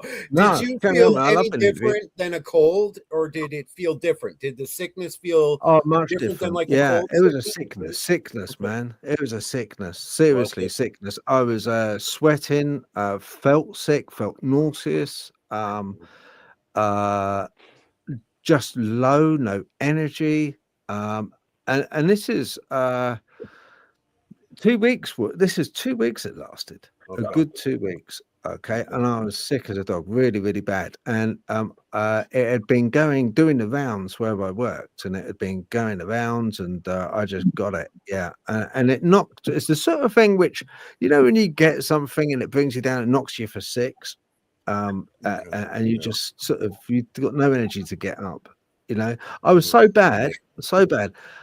I found it hard getting up to just go and have a crap. Do you know what I mean? It took effort, nearly crawling out the bedroom to go to the toilet. What I mean? damn, man. It was And like, and no, not now, good. so my question, Phil, is Phil, I noticed on your show you point out a lot of creatures. You'll point out their eyes and stuff. So you see creatures, right, Phil? Oh yeah, You see them and stuff in the pictures? Okay, cool. yeah. Because I was trying to wonder, I'm thinking maybe they gave the COVID to everybody, the COVID shot, in order to get people where they're not sensing and seeing these things. No, I But think. Do you know what? I think there's a lot of the conspiracy thing going on with that, but I think to be honest, I've been seeing Dogman since the age of 8. wow. When we're Okay. kind of young, I don't know what's with that with people that encounter them when they're older, but has had an encounter when they're a little kid. Like I did, and you did. I Yeah, don't. Phil did. I had an encounter. It wasn't a dog man, but I've told Phil about what it was. So I mean, I don't know, Larry, have you had an encounter when you were young at all? I was in my 20s. Now I'm 59. Okay, yep. See, so what about you, Natalie? I didn't No actually. encounter? Mine was like You 2 wanna see years it ago. tonight? Yeah, I didn't have anything like that until about 3 years ago, maybe. When I was walking out the woods in over lockdown, that's when I started sort of getting things from. I think because I was spending so much time in the woods, they were starting to get familiar with me, and it's like you say about the gifting. It's like I got told by a psychic because I said, "Oh, I'm not feeling very safe in the woods," and she was like, "Oh, just acknowledge their presence. Don't give them food or anything." So I used to just leave flowers every so often just to say hi. Thank you for letting me walk in the woods and let me be safe. And then the more I did that, the more I started seeing stuff. So I was like, I'm not sure it's a good idea, but I didn't have any of those kinds of things when I was younger. It's like I sort of like was probably sensitive to what was around me, but I never actually saw anything, was never aware. And yet I lived in Wales. And we got woods everywhere in Wales. Wow. So it's kind of weird that I didn't. But I think with me, it's been more of a progression. Rather like when I was little, I was kind of shut off to it a little bit. I mean, sort of vaguely aware, like, used to be in houses and that would see shadows and things every so often or get spooked, but never actually saw anything. And I think it's like, say, it's unfolded as to what I can cope with. And I've always, though, been terrified of Bigfoot since I was little. Saw a documentary on it by accident with my parents when I was about 5, and I'd be absolutely terrified of them all my life until about 2 or 3 years ago when suddenly everyone was talking about Bigfoot, and it was kind of like sort of soaked in then, and then I started, like, and that's when I had an encounter. Real? This is not cool. Yeah, I was like, I'm terrified of this. I never want to see one of them things in my entire, and I was like, oh, I'm safe. They're out in America. And but over lockdown, I was watching so many paranormal podcasts, and of course, it just kept coming up because a lot of the podcasts I was watching were American, and so I think it kind of like seeped in. And then, like about 2 years in, that's when I saw something in the woods, and then all of a sudden, like you say, it freaked me out, totally freaked me out. But but I didn't know what it was that I saw. So it's like, but I think it was like a Bigfoot type thing, but I'm not 100% sure even now if that's what it was. But I'm a bit of an anomaly for that. I didn't see anything when I was little, but I was scared of Bigfoot when I was little. So whether I didn't see it because it terrified me so much, the idea of it, and it just shut it all down. So I perhaps would have seen something sooner if I wasn't so scared of it. Can I ask each one of you in turn one really simple question, right? Because there's something which is linking you guys, and there's something which is linking people at home as well, and that is our joint interest in supernatural, paranormal stuff which we can't really explain. Now, I wanted just quickly to ask if there was a pattern, if there's a commonality between them. So my question would be, what is your first memory of anything which was something which sparked your interest? Mine was at 8 years old, seeing a wolf's head on a man's body that had a mane, and he had a mane coming down his neck and down his back. He had a wolf's head. He had teeth. He looked like less like a wolf, more like an Alsatian, like a big Alsatian dog, really. But it was grey silver color. It was night. It was lit by, it should have been a movie. It was lit by a moon. It was in a garden, and he had yellow eyes. Okay. Kind of like tinged with orange, but yellow, more prominently yellow eyes. And he was looking at me, and I was behind glass. I was in a room looking down at him. I was 8 years old, and he was mouthing something, talking. It looked like he was either masticating, chewing something, or talking. I believe he was talking. In my head, I knew he was talking, but I could not make out what he was saying. Then he hunkered down because a family member came to the back door where the kitchen was and opened. She was an old girl, all right? She was an old girl. She opened up the back door where the kitchen was, and this light, amber light from the kitchen, as she turned it on, went into the garden and lit up this dog man. And the dog man went down from standing to all fours and just ran down the garden. And its biceps, triceps, its rotor cuffs were just rippling. The one standout moment which I could not understand was it was wearing jeans and it's wearing a t-shirt. That's what I saw. Did she see it as well, Phil? She saw it as well, yeah. Okay. Yeah, she saw it. That probably really got you going with her seeing it too. You're like, yeah. You know what I mean? It's like, I'm not seeing that, man. Oh my God. Yeah. You know? Yeah. What is that? The difference is, Ethan, she was used to seeing it. She shooed it away. She knew it was there. Oh, wow. Wow. Yeah. But that's what spiked my interest. What spiked yours in turn? Larry, can I ask, what was your first standout moment when before you sort of went diving into this? There was something that sparked your interest. What was it? Well, I was out hunting, but I'd always read books on cryptids and stuff like that.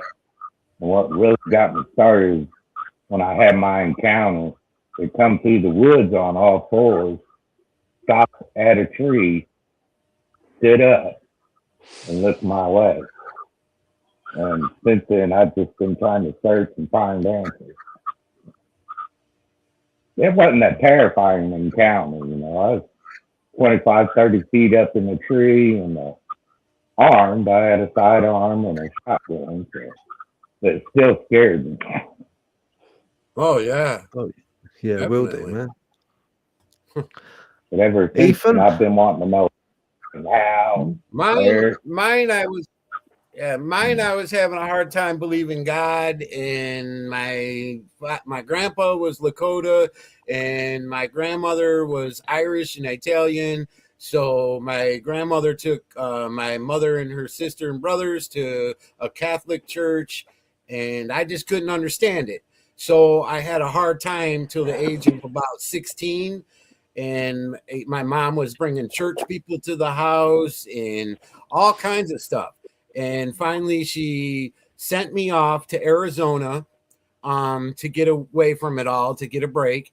And I had an encounter of some kind of humanoid-looking creature or human person, invisible-ish, hovering above my bed, and the dogs woke me up. And after that, I was like, what? And the thing went through the door, and I knew I wasn't tripping because the dog seen it, and the lady that lived in the house before prior seen it.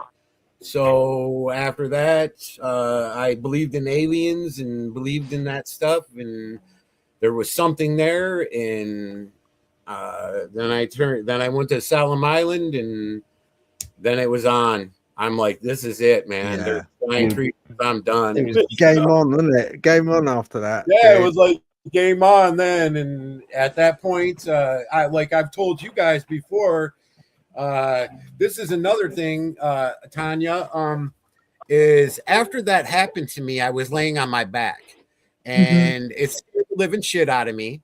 And I never laid on my back. And that happened when I was 16 and now I'm 53. And I still don't lay on my back. And I have a flat back because of it. And it really messed me up because I don't want to open my eyes and see something hovering above me.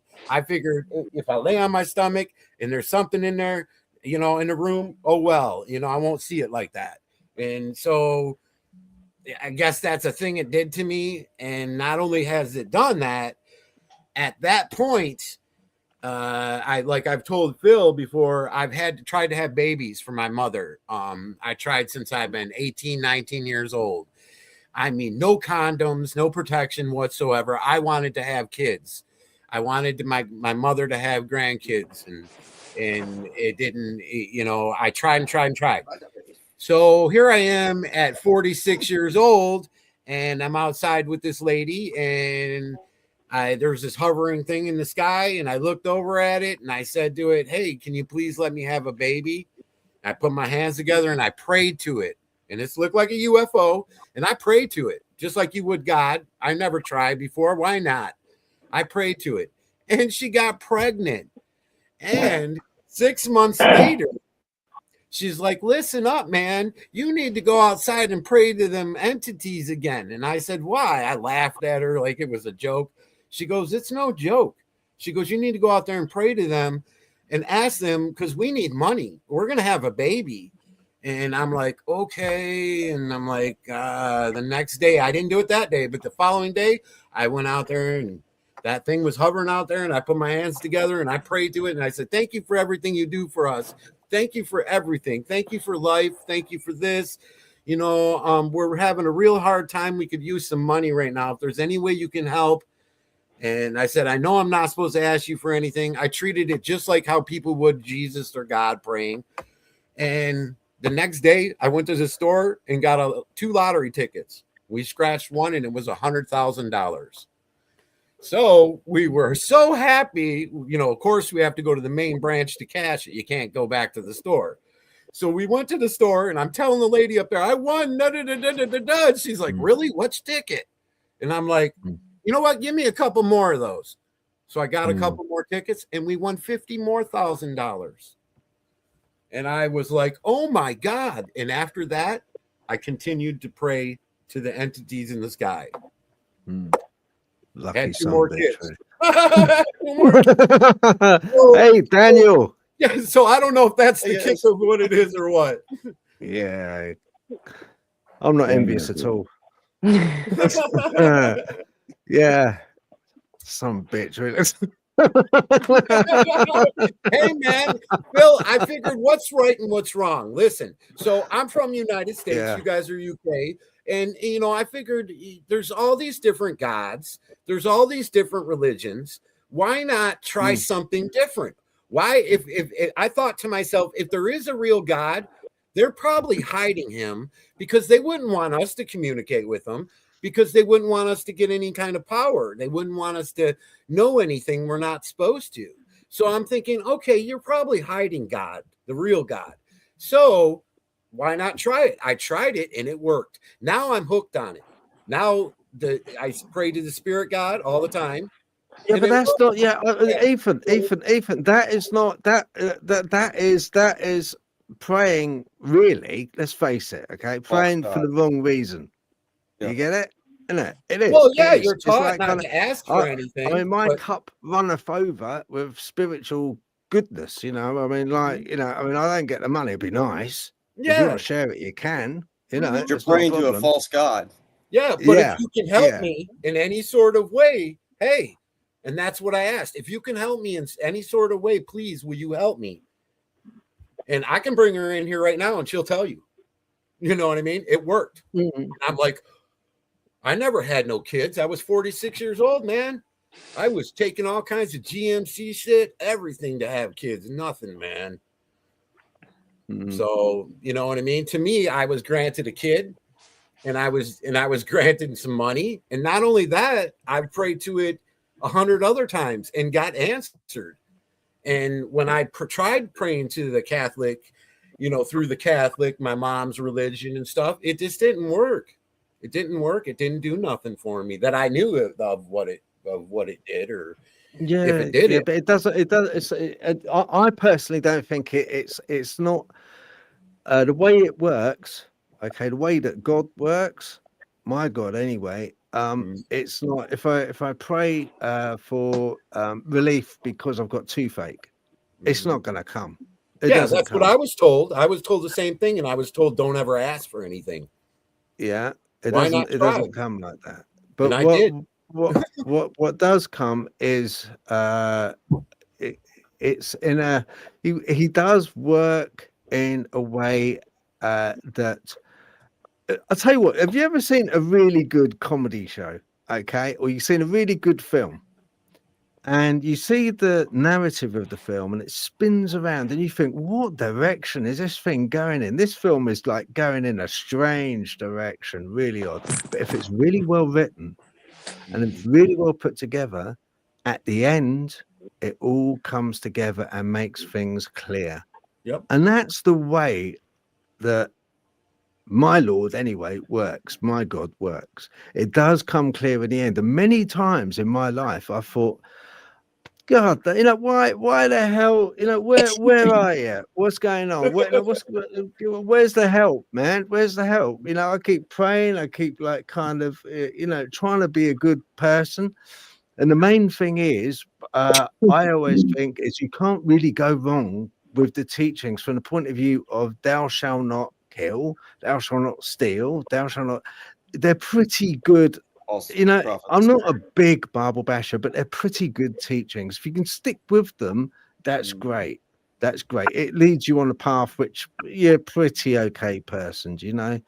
And that's the reason why I think, well, you know, if you pray to like something up there, or it's a bit unknown. Yeah, it's a bit unknown. The difference, Bill, is like Ethan wasn't looking for himself. It's unknown that to makes you, sense. and it's unknown to a lot of different people because it's more of a native thing. The natives pray to the spirit gods. They pray to them, and they ask for things. They ask for rain. They ask for food. They ask for what we're going to do during war, and they get answered back. The chief does is what they say. So that's different than ours. Ours is don't ask for nothing. Don't ask. Don't. You know what I mean? God works his ways in his certain ways, and this and that. But certain religions ask. Because what about the Blackfoot? The Blackfoot tribe and the Blackfoot and the Cree, they both celebrate. And one of the things that they do is they do the sun ritual. Okay, and you know the sun ritual. It's not a nice ritual. It's not a good one. Okay, because they like kind of they pierce their chests, all right, and they have a stick, and they got to go around the stick. And one person, okay, does the sun ritual, and he goes around. He's tethered to the stick in the ground, and he has to stay awake, no food, no drink, nothing for like 2-3 days, and he just goes around in a circle until he reaches such a point of exhaustion and weakness that it's at that point that his body starts then to hallucinate. It hallucinates. Blackfoot Indian too. Yeah I am. You know, you are, and that's that. Nice to meet you, my friend. I'm Lakota. Yeah, sorry, Daniel. It's nice you could make it, brother. You've got Daniel from the Wrangler groups. I mean, everyone's heard the Wrangler groups on Facebook. They're everywhere, man. They're like you guys are just like rampant on Facebook. Larry, you know Larry, Ethan. Ethan Oates. Natalie, she's also the host as well on the show, and of course Tonya, lovely Tonya. Interesting lady, Daniel. I am Blackfoot Indian though. Nice. I'm part Blackfoot. Are you? So what's your religion? What's your religion? Cool. Me, I'm you not believe in religious. your native ways, or do you believe in the? I'm just gonna say I'm spiritual. I'm not religious. I'd be afraid to ask for anything Blackfoot anymore. Yeah, I'm into the spirituality and all that stuff. I'm not religious. Just Okay. that, That's how I am. But- I consider myself. I'm not religious, but I do Yeah. pray to the spiritual gods, and Yeah. I'll say not every day, but off and on. But other than that, I'm just, I'm a peaceful, loving person, and I just, Mm. shit happens. It's like It does. It does. Yeah. I should really say Daniel Oki. Okay. I do know that one.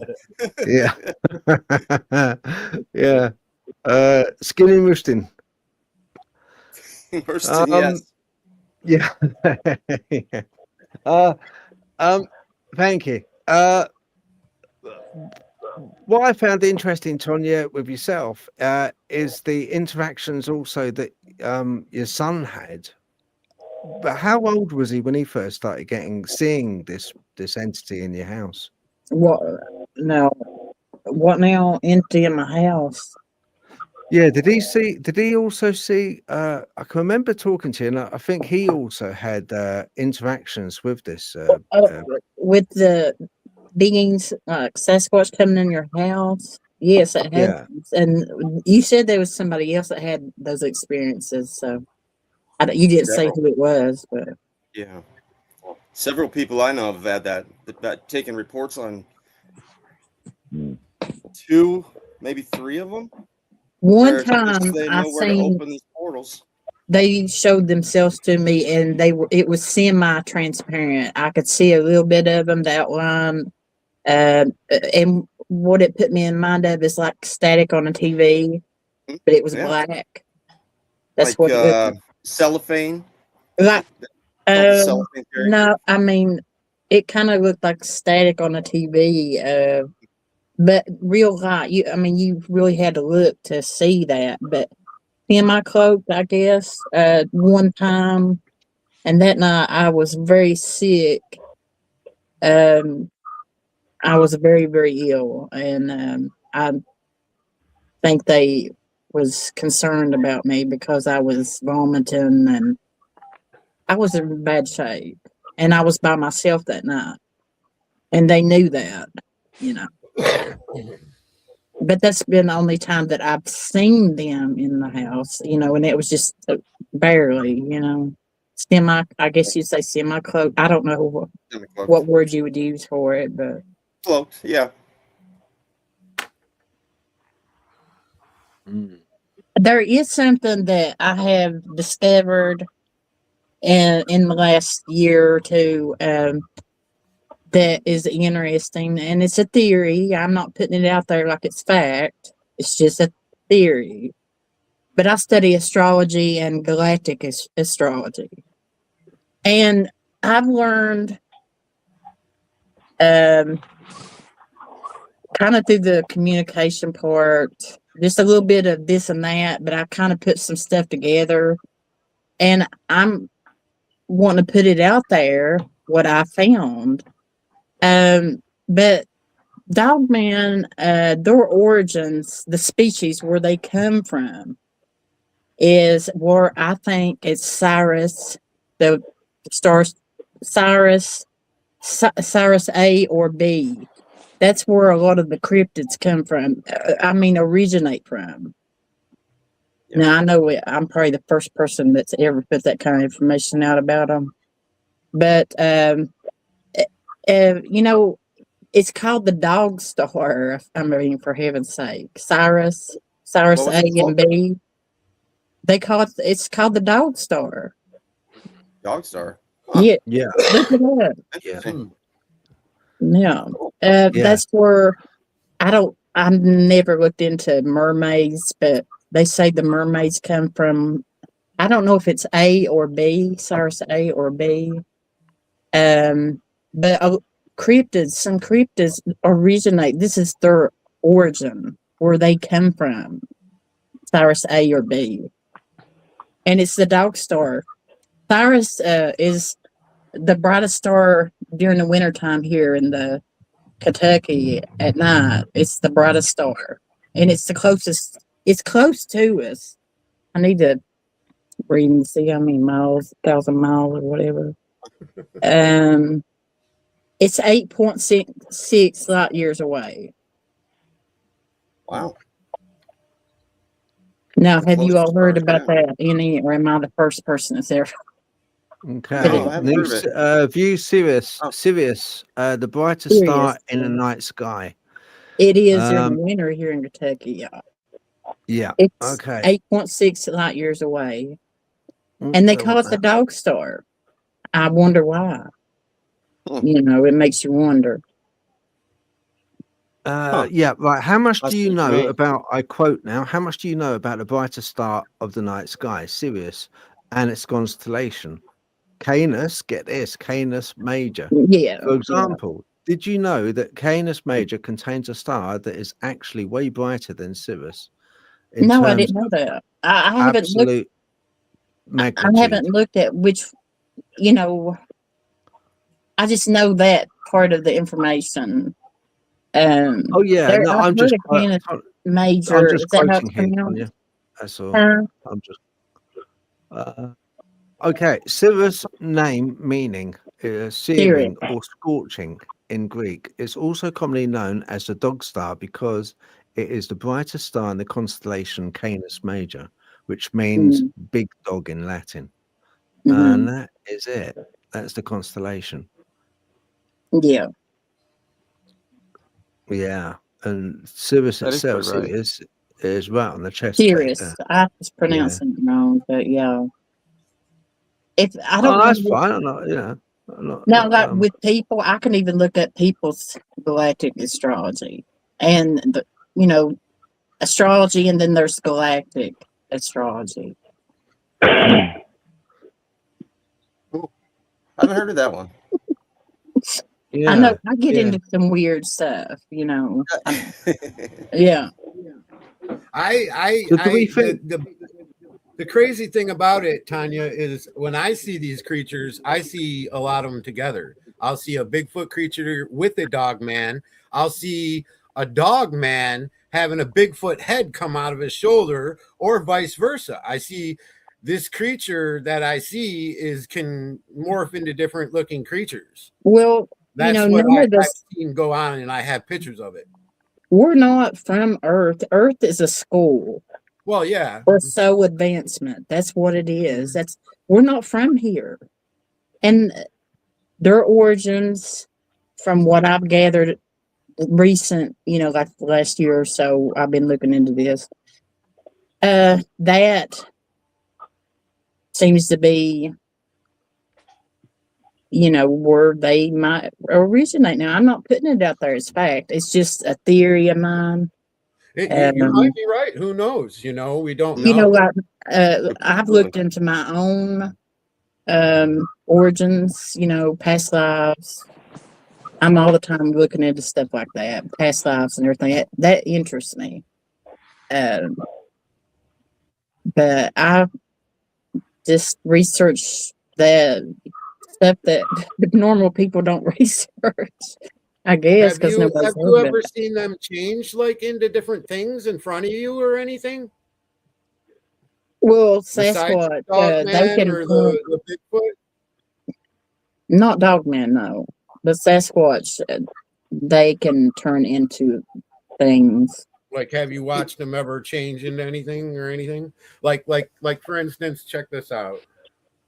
I circled the head. Let me see here. And you can see the eyeball perfectly clear if you look. Yeah.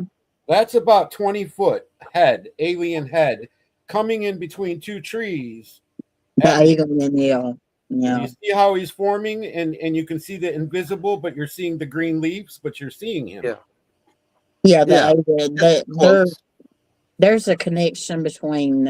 I watch That's them. something. I watch them open portholes like that right in front of me, where it's 10 feet away from me, where I can. Yeah. I feel like maybe I should just walk in there, but then I'm like, I got boys, I got young kids. I I wouldn't dare walk in. I'm like, if I didn't have kids, then I probably would just do it just to see.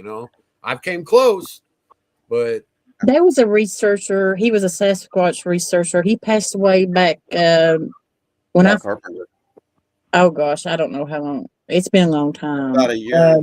And he stepped into a portal by accident when he was out researching, and he said it looked prehistoric. Oh yeah, I got pictures of them where they open the door and the door is like perfectly. You can tell it's a door. Yeah, and you can see all around the door. It looks like almost like an old ancient castle. Where you can't see any windows, but it looks like brickwork, and you can see it's. You can. I have tons of pictures of them.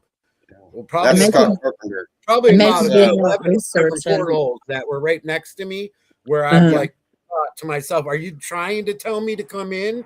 Are you trying?" Because to me, with my ordeal, I have so many encounters with different creatures that I try to understand why and what's going on. Why am I being contacted?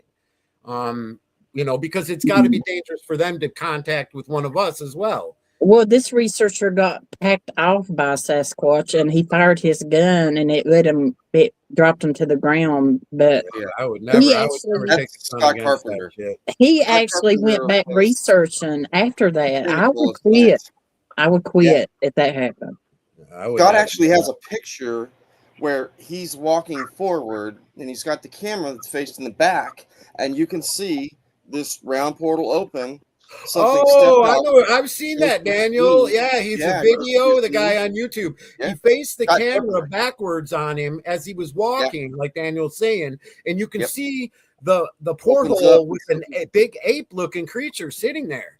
Yeah, and that was in. That is actually a very smart move. I want to tell everybody, because if you go walking in the woods, take your camera and turn it around. I used to do that. Because behind your back, shit happens. It does. That's what we had done when I was at the state park. I mean, we turned fast and you could hear the rustling of the leaves. Yeah. But when you're going forward, there's nothing. Yep. But they had that one, and then even Daryl and Martin both have seen that kind of a purplish, I don't know, fog where it steps out, and it was down on the ground, and it stood up, and that was exactly from LBL. You were in Ethan. You were in LBL with them, right? I got pictures of on a street in the LBL, and there's a fog. It looks like fog going across the street, and it's not fog. When you zoom in, you can see that they are creatures, and they're walking across the street, and they look just like fog. It's like, oh my God, if you were from a distance, you would think it's fog. So from now on, when it's dry fog, ice, I don't mess around. You know what I mean? I got I'm saying, shit. Mark and Gerald didn't know anything about that either until it happened, and they were like, but you also have to understand that you have to be very careful of the radiation if you go into a portal. Not to mention you're not coming back, but that's why a lot of these guys are getting sick. It's because the amount of radiation, and you can gauge it in the air after the portal opens or closes, or even that metal slamming door. Yep. You'll get radiation coming from it. And so, I believe what Daniel just said with the slamming door, I believe that's the portholes that open up and shut in the woods. Yep. And a lot of times when they snatch people up, or you hear of somebody getting missing, and they're like, "Oh, I heard the slamming noise, and that's all I heard." Yeah, that's because they took them in there. They shut. I've got recordings. Other dimensions. I've got recordings of doors slamming in the forest. This is like 2 a.m. in the morning. Metallic sounds. Metallic on cement is what like Martin said. Has anybody heard a loud bell, like them old timey bells that used to be at churches? The real big old timey bells. You hit it and it just rings for a long time. I heard that once when I was out researching at that park. Well, I think a lot of it has to do with the sound and the frequencies of opening portals. Yes. So if they can, and since these, Bigfoot and Sasquatch are vibrate at such a high frequency that they're able to open these portals, open and close whenever they want. Whenever and I think they that's want. what a lot of them are hearing. Yeah. And I believe they can change the looks like that, just like you just said. It just because they can the frequency. It's all about that frequency, man. And nobody really looks into that as much as I would have. I mean, frequencies throughout time have always been a thing, and for them to be coming out through all these portals just by hearing these metal sounding on cement, like scraping. There's even called sky trumpets, or what a lot of people are seeing now, right before it opens that portal. Yeah, there's a lot to them. No, so, I think you're right. Definitely, it's that's why I think a lot of times, and you saying about camera as well, Ethan, on your back, really good idea. And the first guy that started doing that, it really is, because when you turn your back, it's when they do what they do. Rest in peace. Yeah, rest in peace. Yeah, Scott is where I learned it from. Yeah, and that's really good idea. I just use I've got one of these security guards. I got it clips on the camera that clips on, and it can it's indestructible camera. I got one of these, and I just because it's got a big crocodile clip on it. I stick it on the backpack, facing backwards. Yeah, I've got 4 GoPros that I use that way. Yeah. It's a good idea to use. You're not going to catch anything in front of you; it's always behind you, because that's when they got that Dogman. Scott Carpenter did it, and it's always like kind of they're so and you might as well forget it. Trail cams, in my experience now, forget trail cams. No, that's because they can see IR lighting. I caught an image of something on my trail cam that I had in my backyard many years ago. Yeah, and I'll have to send it to you, Phil. You could tell it has hair, and I'd love to. Somebody said they seen a Sasquatch face. I couldn't see it. It's unusual. I'll send it to you. I mean, I'll find it and send it to you. It was on video though. I had my trail cam set to take video only. And what it done, it captured this image, and the video was running, but the camera was malfunctioned. Yeah, well, that's the same thing that happened to us in the Daniel Boone a couple weeks ago. When we were filming, I checked I had 5 video cameras and 6 GoPros. We ended up having to use our phone because one of my cameras said insert SD card. Yeah, it malfunctioned. It was already in there. And so all the other ones, batteries, boom, gone, dead. And we were maybe 200 feet in from the road. That was it. And it killed them like quickly. So we had to use our phones. That was all the footage we could get. High energy, man. High energy. You're near high energy, it's going to make energy act up. Yeah. Oh, yeah. Here you go, crazy. Phil. There's a pyramid for you. I'm going to try to. Is that one? Oh, wow. Between the trees. I don't know if you can see it. I can see part of it, yeah. Can you see it, Daniel? Yeah. Harry, can you see it? So you're talking, and that's the other thing, too. Trees are portals. Okay, now look. That's what come in and out of. There he is there. There you go, yeah. Whoops. I'll zoom in better so you can kind of see that. That glow. Between the trees. Yeah. Between 2 portals. That's why you have to worry about going through 2 trees that look similar. Yes, and Daniel, what Daniel's talking about is when these portals open up and do stuff like that, then it's almost like seeing a dimensional creature. So I'm going to show you, for instance, a picture, and then you tell me if you think something's funny about the picture. And then I'm going to notice funny. Okay. There's a picture. Yeah. Okay. The exact same trees right next to each other. Does it look same funny? Growth rate and everything. Do you see the same trees? Yeah. You do, Daniel? That's when you start seeing creatures. The shimmer. And you got the shimmer. That's when you start seeing the creatures. Now I outline that dude. Yeah. Yeah, exactly. There's an invisible creature standing there, and it's causing the paranormal to happen.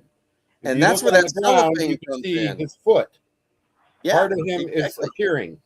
Yeah. And then that's exactly over there, you can see part of his head. That light.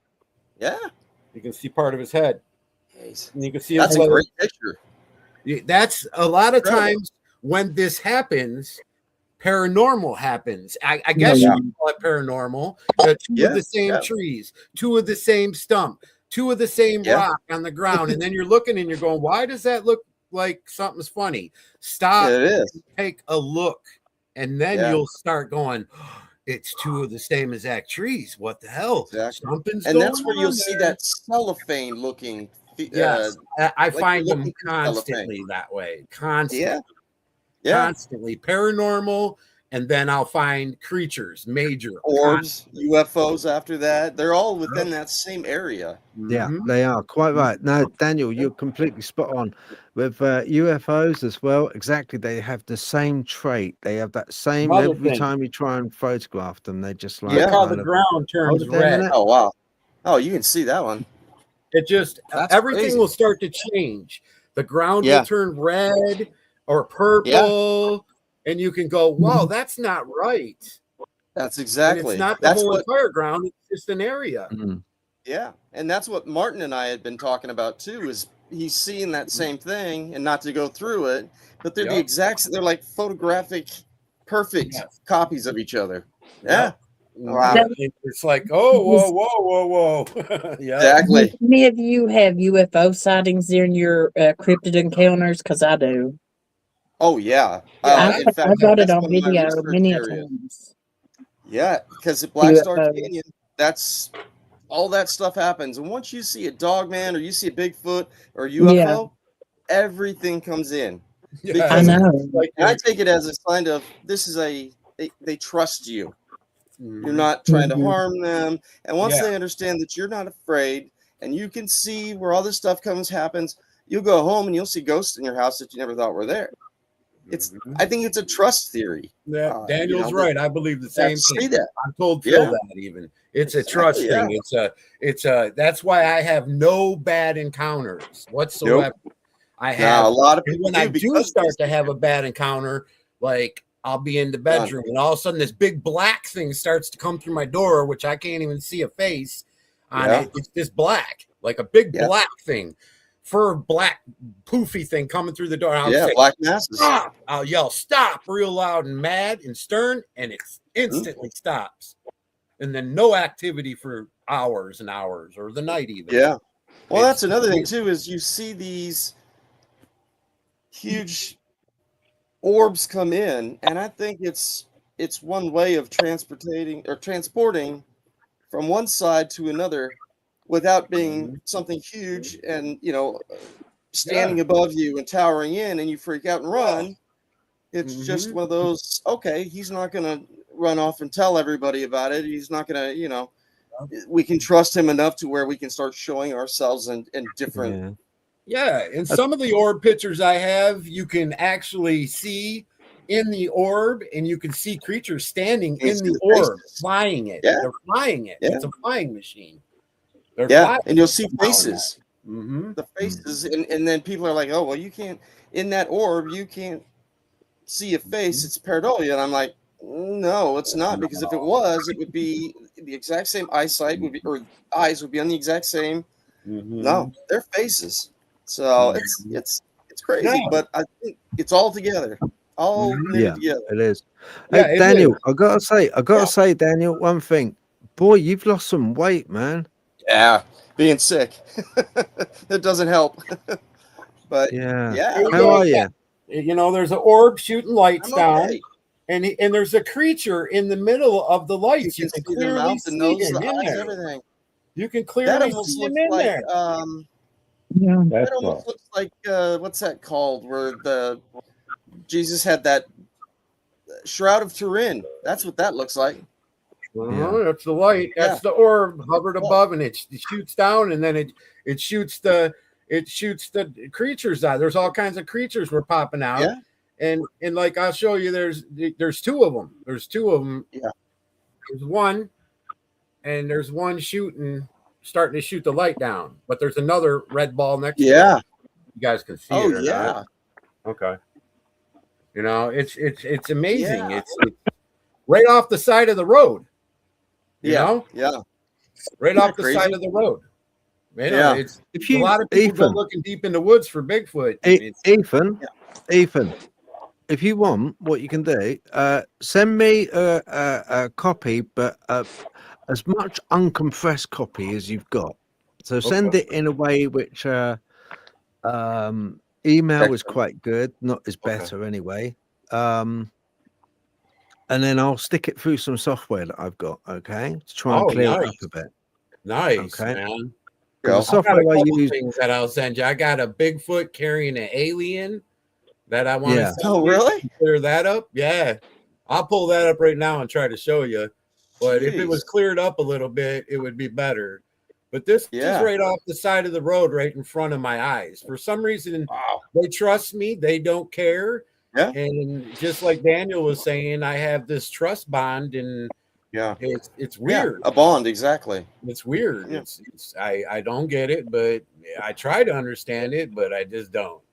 Yeah. I'm trying to find it. Just bear with me. I got thousands and thousands How of did- pictures. Daniel, how did it go on location with your filming? It was good, except for everything died. It Right. was, you know, I mean, I had SD cards. Everything was perfect. I checked them 15 minutes before we left to go to Daniel Boone. And we showed up. We went right past that sign, you know, welcome to Daniel Boone. Yeah. Gone. All of it. Everything. Except our phones. And we couldn't figure out why that was. I used to go and rent a cabin there one weekend a month when I lived in Lexington, when I was going to college there. Oh, you're in Lexington? Yeah, I lived in Lexington for quite a few years, and I worked at Walmart there on New Circle Drive. And Yeah, you're right down where we had the conference at. and I used to get a cabin there at the Natural Bridge, Red River Gorge area, and we'd rent a cabin 1 weekend a month there. That was my escape to get away from work. Oh, yeah. But I never researched there. I was there a couple of years ago and never did research. Yeah. But I heard them there. And that's another thing. If I go anywhere, they're around. Yeah. Oh, yeah, definitely. And it's, I mean, that's what the great part about Lexington is. You can be right there in the city, and it's. Well, I you didn't can have go no back encounters. behind the hotel and see something. There's I the one just- I want you to clear up. I didn't circled have the no Bigfoot. encounters, man. The This was alien's years not ago. circled. The Bigfoot is circled, and then I'll show you the next one with the alien sir. I don't know how good you Oh. can see it on here, but Yeah, not bad from here. okay, ready? Yeah. That's the alien. Yeah, Oh, no kidding. I believe it. No 'cause way, I'm- really? See the head right there. Yeah. Oh my gosh, that's crazy. That's you what get I that want one you to clear up, Phil. There's the full picture. Yeah. Carrying that thing like it's a mama Wow. or it loves it. There's a connection there, that's for sure. I know Yeah, exactly it's not an enemy. He's not going to eat it. There's a connection, I believe. there's a Oh, connection yeah. of some sort. I see them all together all the time. Yeah, Oh. I see the UFOs all the time around here. I Yeah. got them on video, and at the same time, I'm having a Sasquatch encounter. You know, something like that happened. I look up in Yeah. the sky, and there's blinking lights. I mean, Yeah. There's It so happens many people that have said that, and I never caught on for the first couple of years. And I'm like, there's got to have something to do with it.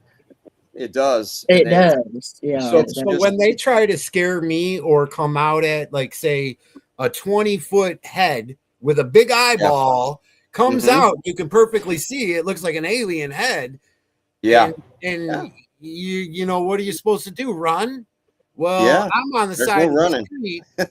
I'm walking down the side of my street in the little town I live in, and there's a car coming down the street. So I figured I'm not going to run. There's a Not gonna car. If it's going to eat me, it's going to eat me in front of the car right now. Yeah. I stood there and I looked and I watched, and I noticed that I didn't get scared. So it didn't really it didn't do anything after it just showed itself. That was it. It just came out and went like that and looked at me and moved its head and kind of faded back. It was like Kind of like can you see me? Here I am, you know. Yeah. No. And I mean, I taught myself not to be scared because I thought if I'm scared, it's going to turn it on. almost like Yeah. turning So- a cat on or a lion to a mouse. You know what I mean? It's going to turn the fear on, and maybe they thrive off fear. So can I ask a question, right? Look, can I ask a question? We've all had, whether it be paranormal, like with Natalie, whether it be Dogman, whether it be Bigfoot, we've all had, and a lot of people watching this have had the same. Why do you think we're tagged? Why is it that why is it that other people maybe coming onto the YouTube, seeing us and going, what a bunch of nut jobs? I've never seen anything like that. But see, What are these guys on? That's Yeah. I You know what I mean? believe- And I can't blame them saying that. I can't blame I believe anyone what saying Daniel said just a few minutes ago, that Trust. once they make a contact and they know you're okay with it, then they know they can contact through you, and they can try to, you have to think of this. What do they want? And for you to even place yourself, say the movie The Ghost. The guy dies. If you guys ever seen movie Ghost, the old one. Yeah. And the guy dies, he gets killed or whatever, and he tries to contact his wife or his lover. And Spoiler alert. how do you do that? You know what I mean? Even if you could come into another dimension, are you going to accept the way I looked? Me and Phil talked about it on the last show. Are you going to accept the way I look? I'm going to come as your mother. I'm going to come as your best friend that passed away. That way you sit there and go, oh, Mike, how are you been? And we don't have a bad contact. If we have a bad contact, I have feelings too. Even though I look like a creature, I might have feelings too. And that might hurt my feelings that you got scared of me. Yeah. Or piss me off because here I keep trying. You know what I mean? Yeah. Well, ask thing. Natalie. I mean, the spirits feed off of fear. So once you've got established that trust, why is it that spirits will feed off of your fear or excitement and even anxiety, from what I've heard? Yes. So why is it doing that? But everything else, you just kind of trusted. They do feed off fear, and if anything, what they do is they propagate that fear to a certain degree. They propagate the fear so that it makes you more fearsome. And the more fearsome you get, like Phil's saying, the more they do it, the more stronger it gets with scaring you. Yeah. But where do you go with Dogman? So why would Dogman follow you all the way through into a place, scare the hell out of you, then turn around, walk away, and smile, laugh at you as they're walking away? It's got to be feeding off fear to feed something else. But what did they do up to that point? We don't know why they do that. So it's crazy.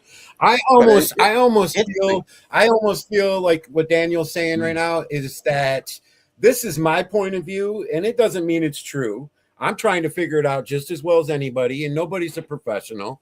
So, as much interaction as I do have, which I have interaction with a lot of different creatures, I have not had communication where we talked. And I'm nervous of that. And I've been told to try to do it, but I think they know it would scare me. So that's why they don't do it. Like Daniel said, they sent you. And I think they think that, hey man, Ethan will get scared if we go, how you doing, Ethan? Or whatever. The fucking hair is gonna stick up, I'm gonna freak out, They're like, he's not ready for it. That's what I think they know. Point. And so therefore they contact me in certain ways, and I'll have a lot of shit go down in my house to where actually my fiance she gets scared shitless, where she's like, and I'm like, just ignore it, ignore it, just say, leave me alone, stop, and it'll stop. And it stops, and she's like, it gets her like that. And I'm like, don't let it do that.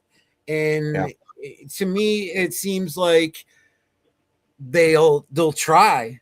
They'll go, I'm this kind of creature. What the hell are you going to do? What's these 6 people going to do? Is one of them going to run? You know what I mean? Yeah. And if there's no problem, because I have found these creatures can have babies, either that or they have babies with them. A lot of them do. Yeah. So, a mama bear You can't go near a mama bear's baby 50 feet, 100 feet away. She'll come leave those babies and attack you. And so I think that when people go in the woods and they get too close to the babies, or the nesting sites, or the it's on. You got to think of it. All animals protect their babies. We are the only ones that can't protect our babies. Ethan, what I want to do, what I'd like to do, guy, I want to bring Natalie and Larry into this a little bit. Yeah. Okay. Because I wanted to ask, first of all, with Larry, why do you think that with something like Dogman, why do you think it is built the way it's built? Why has it got the claws? Why is it so predatory looking? I mean, why do you think it would? I mean, there is nothing on God's earth which could really take a Dogman down. So from an evolutionary point of view, why is it built that way? I'd say mostly through intimidation, to intimidate what's around, and like you said, instill fear. These dogmen have been around for thousands of years. I mean, the Greeks talked about them, the Native Americans talked about them. So it's on the pyramid. Into what we see today. Yeah. Natalie, from a paranormal point of view, because your background is more on paranormal, with ghoulies and ghosties, we often find with them, we often find that where they are is in the most inhospitable, most sensory deprived locations we could possibly want to go to. Who really, unless you're starring in a horror movie, why would you go down that dark staircase into that dark cellar? You wouldn't, unless you're being paid and you're an actor. But fascination. It's the same. Yeah, well, yeah, there is that, but it's the same thing. Why do you think, and do you think that the same entity is linked, like Daniel's saying? Do you think that what we're dealing with the paranormal, with the ghosts, has the same ends to it? It seems to be it does, that it wants to scare and intimidate and it seems to want to bring out that fear factor in us. Do you think that I'm right, or I'm barking, pardon the pun, up the wrong tree? I don't know, because if you want to be left alone, where do you go? To the places where nobody else is. And then if somebody comes into your place, what do you want to do? Scare them off. So it's like, you know, it's like, are they wanting the fear, or are they just trying to make you go away? You know, because I don't know, because it's like, for me on the paranormal lot, that there's all different levels. So like you say with the Bigfoot and that, it's like, I mean, I've not had anything to do with Dogman that I'm aware of, but it's like, I do find like with spirit, there's different levels of interaction. So it's like with me, that, you know, when you say anything about like telling them to go away, it's like with me, they wouldn't. They were just like, we're not going to go away until you acknowledge what we're trying to get you to do. But so it's like, once I started doing it, Natalie, are you serious about it? Because it's like I've like you guys, I've spent my entire life not wanting to deal with any of these things. It's like, I just wanted a quiet life. So basically, what I tend to be really serious about it, and you have to believe in it. Because if you're just I'll go away like it's a joke, it's not going to go away. You got to, it's like, really leave me alone. I don't want to deal with you. I don't want anything to do with them. I'd like to say, I'm terrified of Bigfoot, terrified of aliens. I always believed in ghosts, but never wanted anything to do with them. And they want to do with me. And it's like, they would not go away until I actually dealt with them, you know, dealt with the whatever they wanted me to do. So it's like, what I found was they escalated. And the more I ignored them, the more they escalated, until in the end I had to accept whatever it was that they wanted. And so with spirit particularly, I tend to be of the opinion that spirit gets what spirit wants, and I've got no opinion in the matter. Yep. And it's like, and it's the same with the Bigfoot thing. It's like, you know, I've never seen anything, unlike everybody else. I've never had like encounters that when I was little, so I've been like a slow burn. And it's like, it's basically, we want to interact with you, and it's like, because it's like, I don't know what the because is, because I don't particularly want it to go in the other direction a lot of the time, so I've ended up in it because it won't go away. So it's like, but again, with a lot of the entities that hide, it's like the fear factor is not necessarily the ones that are coming to you and making you scared, may be feeding off of it. The ones that are hiding in the abandoned locations want to be left alone, quite possibly. And the fear thing is their like defense mechanism to try and make you go away. And it's like what you were saying earlier about Tonya, you were saying about like the sounds of everything. It's like, you know, in paranormal investigations, very often everyone hears the growling and they just go straight to demons. It's like, I'm thinking, well, maybe it's not a demon from what you were saying. Maybe it's a dogman. And it's you know, it's sort of like living in, it's got a portal in the cellar or something, and it wants you to go, you know, it's sort of growling to make you go away from it, or what, for whatever reason. So it's making me wonder actually whether the growling is actually not necessarily the demonic dark entity, or whether it is something like a dogman. Sasquatch ain't the only ones that growl. I've had an entity or something, a bad spirit in my house before, and I was growled at. Yeah. I know it's not just Dogman and the spirits can also growl. Oh, yeah, I'm not saying that they can't, but it's just making me wonder if some of the growling that we're hearing isn't spirit in paranormal investigations. It could well be entity, cryptid, and we're not going that way because we're looking for ghosts, if you know what I mean. Dogman is connected to the spirit world, and Sasquatch is too. They have they can go to the spirit world. It's a long story. How I know that, but I know for a fact they can. No, you're right. You're 100% right. Basically, they used to have Dogman watch over Native American warrior mounds.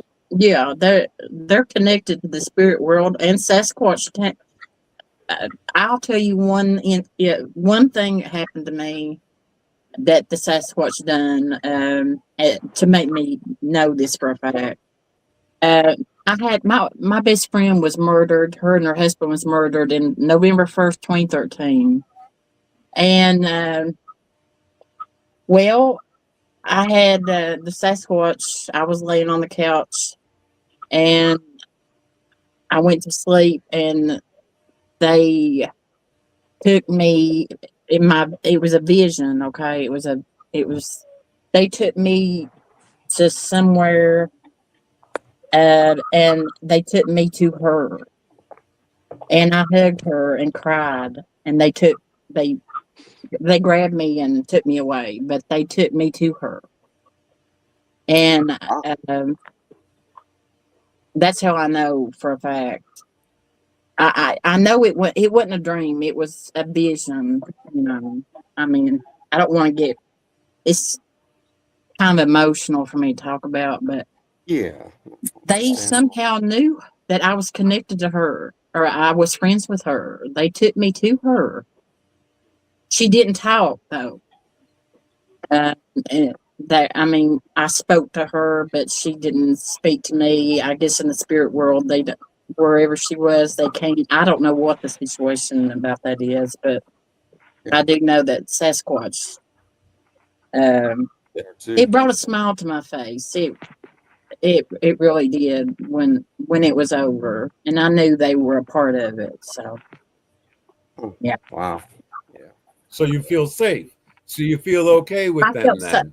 I knew it was Sasquatch that took me to her, and she was murdered in 2013. This was afterwards. I don't know exactly when. But yeah. And after that, she visited me in my dreams now. It was dreams twice after that. So does she speak in your dreams? No. No. No. It's wait. I'm trying. It's been a while. I asked her. I said, "What happened?" And she told me that this was the last dream I had. And she did speak. She said that I got sick and they brought me back to life. That's what she told me. Because I wondered, I didn't know the whole story of what happened when she was murdered. And I asked her in the dream, and it might have been me astral traveling to her. I don't know what the deal. I just know it was a dream. And she did speak back, and she said she got sick, and they brought her back to life. That was her exact words, and that's all she said to me. Wow. I've had a lot of weird experiences. Yeah. So I talked to a lady, and the lady I was telling earlier that, you know, she was psychic, and she said that a lot of people that have encounters with these creatures or see them have a psychic ability, that falls in that ability. And she claims that a lot of people that have these encounters, like, you know, their whole life, like Phil and stuff, that are star child. Star seeds. Yeah, star children. So I'm like, okay, and that they are here for certain reasons that they have to figure out. It might be here to introduce these creatures to the population by talking about them like we are on here doing. That might be your role, Phil. I don't know. I've wondered if Sasquatch and Dogman, if they're attracted to people that are star seeds. Yeah, because it's galactic. You know, I mean, I don't know if I'm for sure a starseed or not. I know I have had past lives and stuff. I know of 2, 3 of them, but I don't know for sure. Well, I don't know. I mean, I've looked at my galactic chart. I've seen psychic stuff before, and I've never really kind of took to it. Like, I didn't know, you know, is this real or not? But that lady that got online with me and interviewed me, before we started the interview, she just ran right at me. She knew everything about me that isn't even out there. And I'm like, and she knew what I did yesterday even. I'm like, okay. And then I think she did that purposely to blow my mind, for me to go, okay, and shut up and listen to her. You know what I mean? She knew exactly where I went the day before she told me. And I'm like, whoa. And so it made me feel like, okay, something's up here. You know what I mean? If we put pieces together, like for a start, the growling. I've always, whenever I've heard Dogman, it's always been like, you know, the Cajun down Louisiana when they got the Cajun band and they got the washboard on the chest. Imagine a long washboard on your chest, like maybe about 5-6 foot in length, and you've got a bag, a Hessian bag full of something heavy, like a heavy balls or something on it. And you just run it down that washboard really slowly, but really put a bit of pressure on it. And it's that kind of like almost infrasound growl. It's like a very low, drawn out. Yeah, no, I've heard that many a times. Yeah, that's especially at the Dogman cemetery. kind of. Yeah, that's like a male alpha kind of like a growl. That's a proper, and it's very low, very powerful, but it's almost on the borders of what we can hear and what we can't hear frequency wise. It's like infrasound. You hear it more inside yourself than you do in your ears, you know. You kind of like can hear it inside you, you know, like being in some club next to a speaker that's bouncing out some real heavy bass line, you know. It's like something you feel inside more than you do in your ears. The deepness of the sound alone will scare the shit out of you. It's like a lion letting off. Yeah, you know, that's just the old chest rumbles. It's like, you know, whoo. Yeah. And the paranormal side, when I've been on paranormal stuff and I've heard growling, it has been more like it's different. It's not the same. It's more of a kind of like a laughing, lighter sort of growl, but it's got an pitched. air of it's got an air of edginess to it. It's got an air of taking a piss, basically. It's got that sort of like that Penny. slightly out of reach. You can't get to it, slightly out of reach.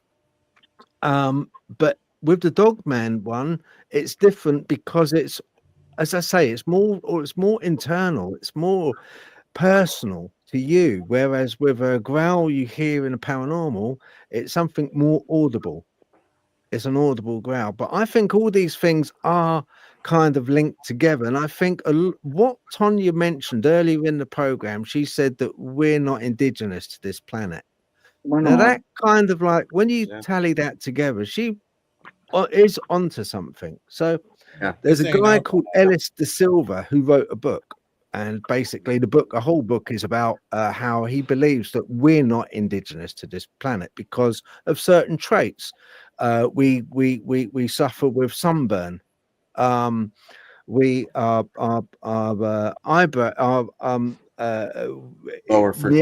man had like kind of heavy forehead, you know. We have to build to adapt to the weather conditions on this planet.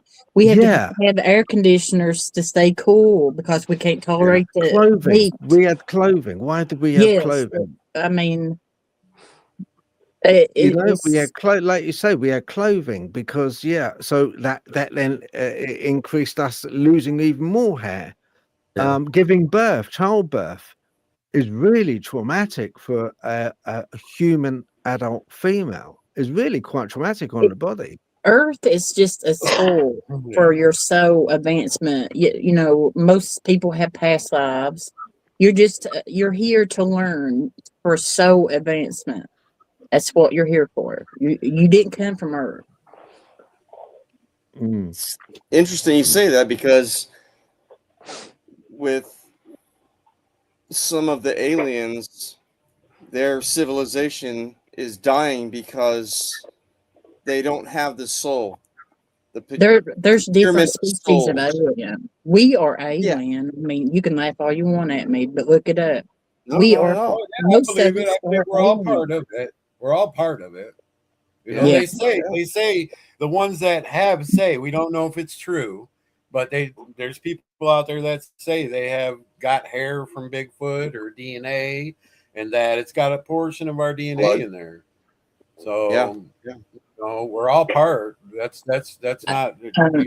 Phil, I sent that picture to you of that Dogman. I found it. One of them. One of the pictures. Maybe we're just 6 aliens here that can't get with the grip. We can't understand we're aliens and we're Dogmen. The population, part of the population, I'm gonna ask a question. Does any of you have ear ringing constantly? Yeah, me too. Okay, and you say, they'll say, oh, that's tendonitis. I went through 3 bottles to try to break up the earwax to get rid of that years and years ago. No, it's the planet's frequency is raising. You can hear it. And you're hearing that frequency, the Earth's frequency, which is raising. We're going into 5D, 5th dimension. And I'm getting it more in one ear, not the other. I'm getting it in more. That's part of the process. That's letting our bodies adjust to these new frequencies. That's why people's getting the ear ringing. That's a common symptom too. And also the geometric weather and solar flares also causes that ear ringing. It causes lots of different symptoms. So why not? Ear ringing is very common. So Tonya, why not think of this? Why don't we then understand that Dogman and Bigfoot are the true indigenous peoples of this planet? They're the true protectors. So they are. When we go out Okay, There's a lot especially more men. than Dogman, and there's a lot more than Dogman and Bigfoot out there. Oh yeah. Oh I have yeah, pictures yeah. of No, them. there is for There's a lot sure. more Oh yeah, different there is. creatures. There's Yeah, all different types. yeah, lot there of is. But you know, when they meet us and they kind of like, you know, they're puffing their chest out, and they're kind of like, you know, they have this air of, well, you know, I'm going to intimidate you, okay, and I'm going to see if you run, but you're not going to run, are you? Because no one ever does run. Because for some reason, our flight, Yeah. fright, or fright mode doesn't seem to kick in one way or the other. Very often when I see them, I'm just there. I can't move. I just have to watch them. I have to witness them. I have to watch them. I want to run, and I know I should run, but I don't run. You can't Oh, think. I So don't run now. it's I like, stay there. wow, and that phrase. Yeah. Yeah. It's almost like they want you to witness them. They want you to witness them. Certain So it's people, much the for some same as reason, us. Yeah. If I met Ethan, if I met you and you met me and we didn't really know each other, okay, then the first thing we would do as blokes would probably be puff ourselves out. Yeah, who are you? Who try are and you? get on. Yeah, we would do that. Posturing. We would do that because Posturing. male instinct is to, well, you know, so especially if there's a lady involved, you know, it would be to puff ourselves out, to make ourselves look bigger, fitter, you know. I mean, I've been knackered, but you know what I mean? You'd win that hands down. But we would do that sort of thing. That's the sort of thing we do. So but they're not doing really anything different to us. They're not doing anything But different. we have to stop for a second there, Phil, with what you're saying, because now that makes you think, just like what Phil's saying. And it's not only that, if you stop yourself and think about it, what's the worst being around? The humans. The humans kill each other. The humans kill each other for no reason. More We threatening than do anything else. nasty, sick ass shit in the world. There's all kinds of horrible stuff. We are probably one of the baddest creatures out there. we And are. for that creature to interact with us, he's gonna puff his chest Gotta up. be, He's gonna scare us. He doesn't trust Gotta be us. They posturing. probably know what we're all about, what we do, what our people do. Not that I do it or you do it or none of us, but that gives us a bad rep because they Nuclear are wise, and well, they've had those Right, spirit, you know, a good aliens, point. And yeah. Ethan, you knocked the nail on the head. So that then brings my little story, my narrative. This is the end part. So because of that, how about they think to themselves, hey, these humans, all they seem to be doing is inviting down those horrible, nasty aliens. And all they seem to want to do are the real ones that hurt us, take us on board, do The experiments. graves. The graves is the ones that abduct people. Yeah. So they are the ones where we hear all the witness testimony, every single witness testimony that says that they've always had trauma, PTSD, trauma. There's never a nice abduction by an alien. Very rare. So hey, look, if they're like kind of suspicious of us and want to, you know, you're the ones which are asking these guys to come down. You know, I'd be the same with them. You should look at that video I posted today on Hold my on, phone. Tanya. Let's go back to the abduction part. Tanya might have been abducted. She don't have no clue. I think I have. Your house. Same with you, Phil. You might have been abducted too. You know what I mean? think I have. I might have been abducted the night the thing was hovering above me. I didn't have a bad experience. I yelled "F you" and it took off. I woke up with needle marks in my arm and Some a people have bruise on my have some really rib. nasty stuff happen. Like Phil said, I've seen a lady. She showed me pictures of her bedroom, and there was blood everywhere. Oh God! And she said they took her back, and she showed me a picture of a spaceship that was in her front yard. She said her clothes were on backwards. Her whole bed was full of blood. She took pictures of everything and sent it to me. I'm like, it looked like somebody got murdered. And she swears up and down it was gray aliens with military men with them. I woke up on to the Travis table, Walton and he said that. and I looked up, and they were green aliens looking down at me. And I thought it. He gave me a picture of the spaceship, and you can zoom in and you can see it looks like See the eyes and features faces. and humans in there. Yeah. I'm like, wow. Well, Ethan had a, which I think could well have been an alien floating above his bed, looking at him, posing as a human. That's what I think. Trying to come at me in a good way to communicate without me freaking out. And I freaked out. Yeah. You know, and I thought to myself, my whole entire life, I thought to myself, should I have just stuck my hand up and said like that? But then I was so scared that it could have took my life. I could have, you know, the next day, oh, he had a heart attack while he was sleeping, or he natural caused death. Nobody knows, but I did, because it wasn't. It was a creature. Yeah.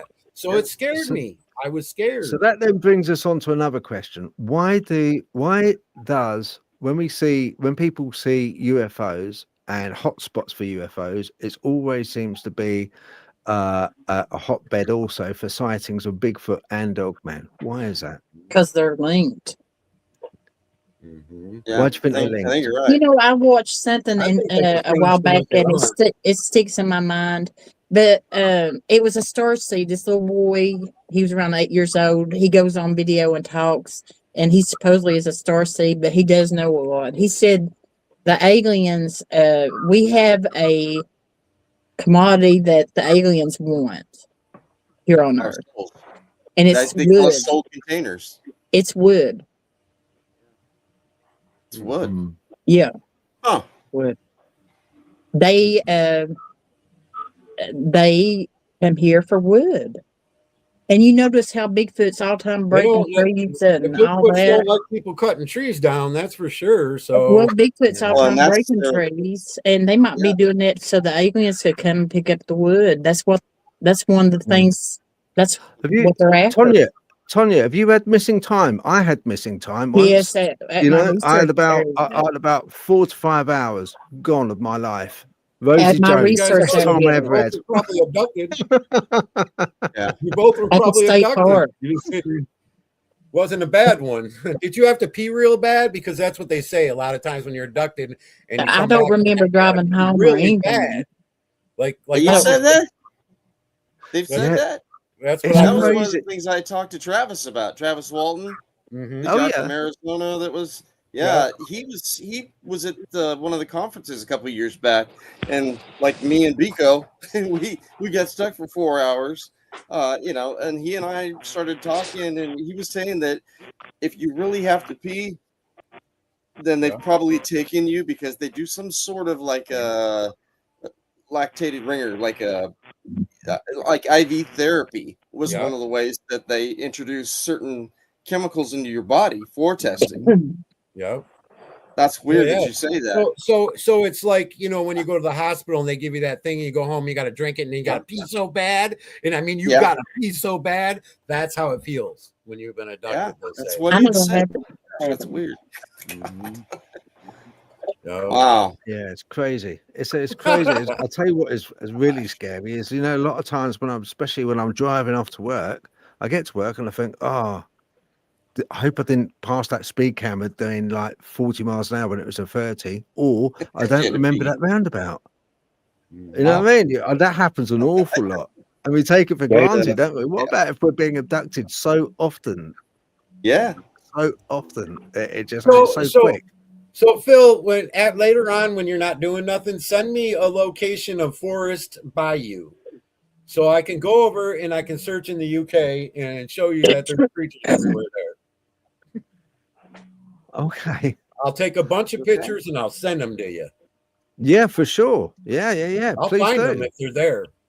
Yeah. No, please do. That'd be great. I'll definitely find them. We're getting up for nearly 3 hours now, guys. 2 hours 45.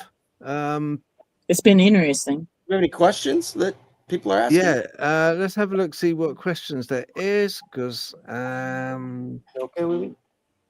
Okay, here we go. Why do you think they are in cemeteries? They're connected to the spirit world. Yeah, they have a connection with that. So yes, they're there for the spirits. They may guard the graves. I don't know. Spirit world. Yeah. Yeah.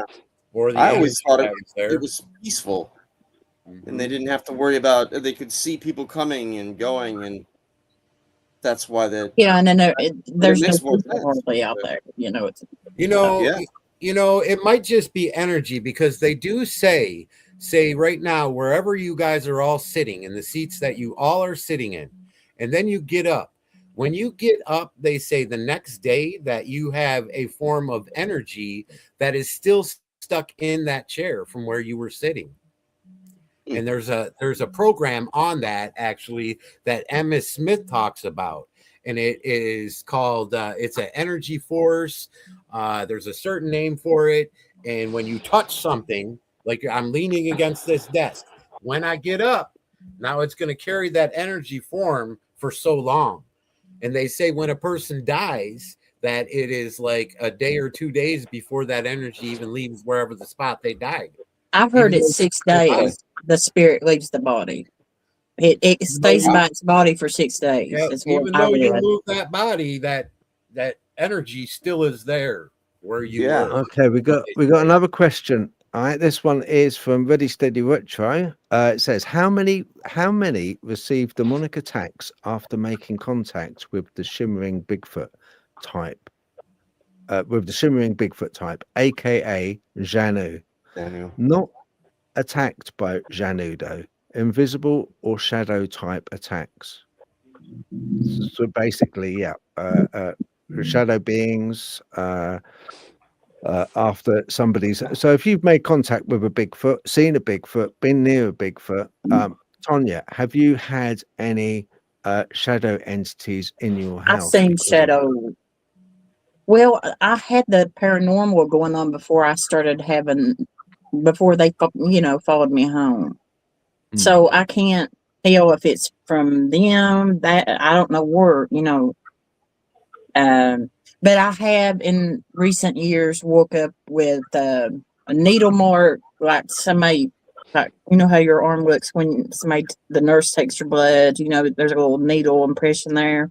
I woke up with that on my arms. I woke up with thumbprint bruises on my arm, my wrist. I think I'm battling or something when I'm dreaming because it just seems like I wake up all the time with bruises on me. Huh. I mean, I don't know what I'm doing when I'm dreaming, but I don't remember my dreams anymore either. That's really You might be strange. being abducted. Well, I no, don't I have really dreams at think all that. anymore. I I think never have that. any dreams. Me It's the neither. weirdest thing.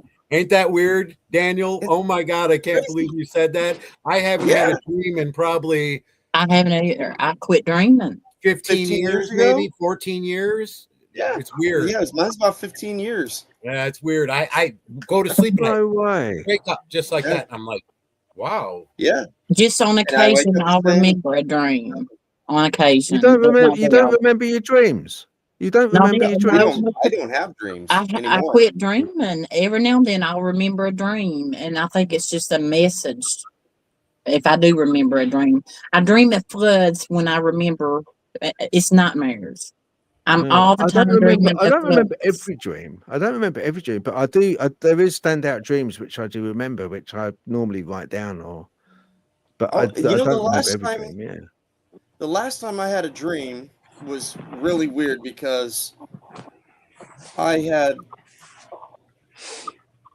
I was going through and I was at somebody's house and they had a huge forest behind him.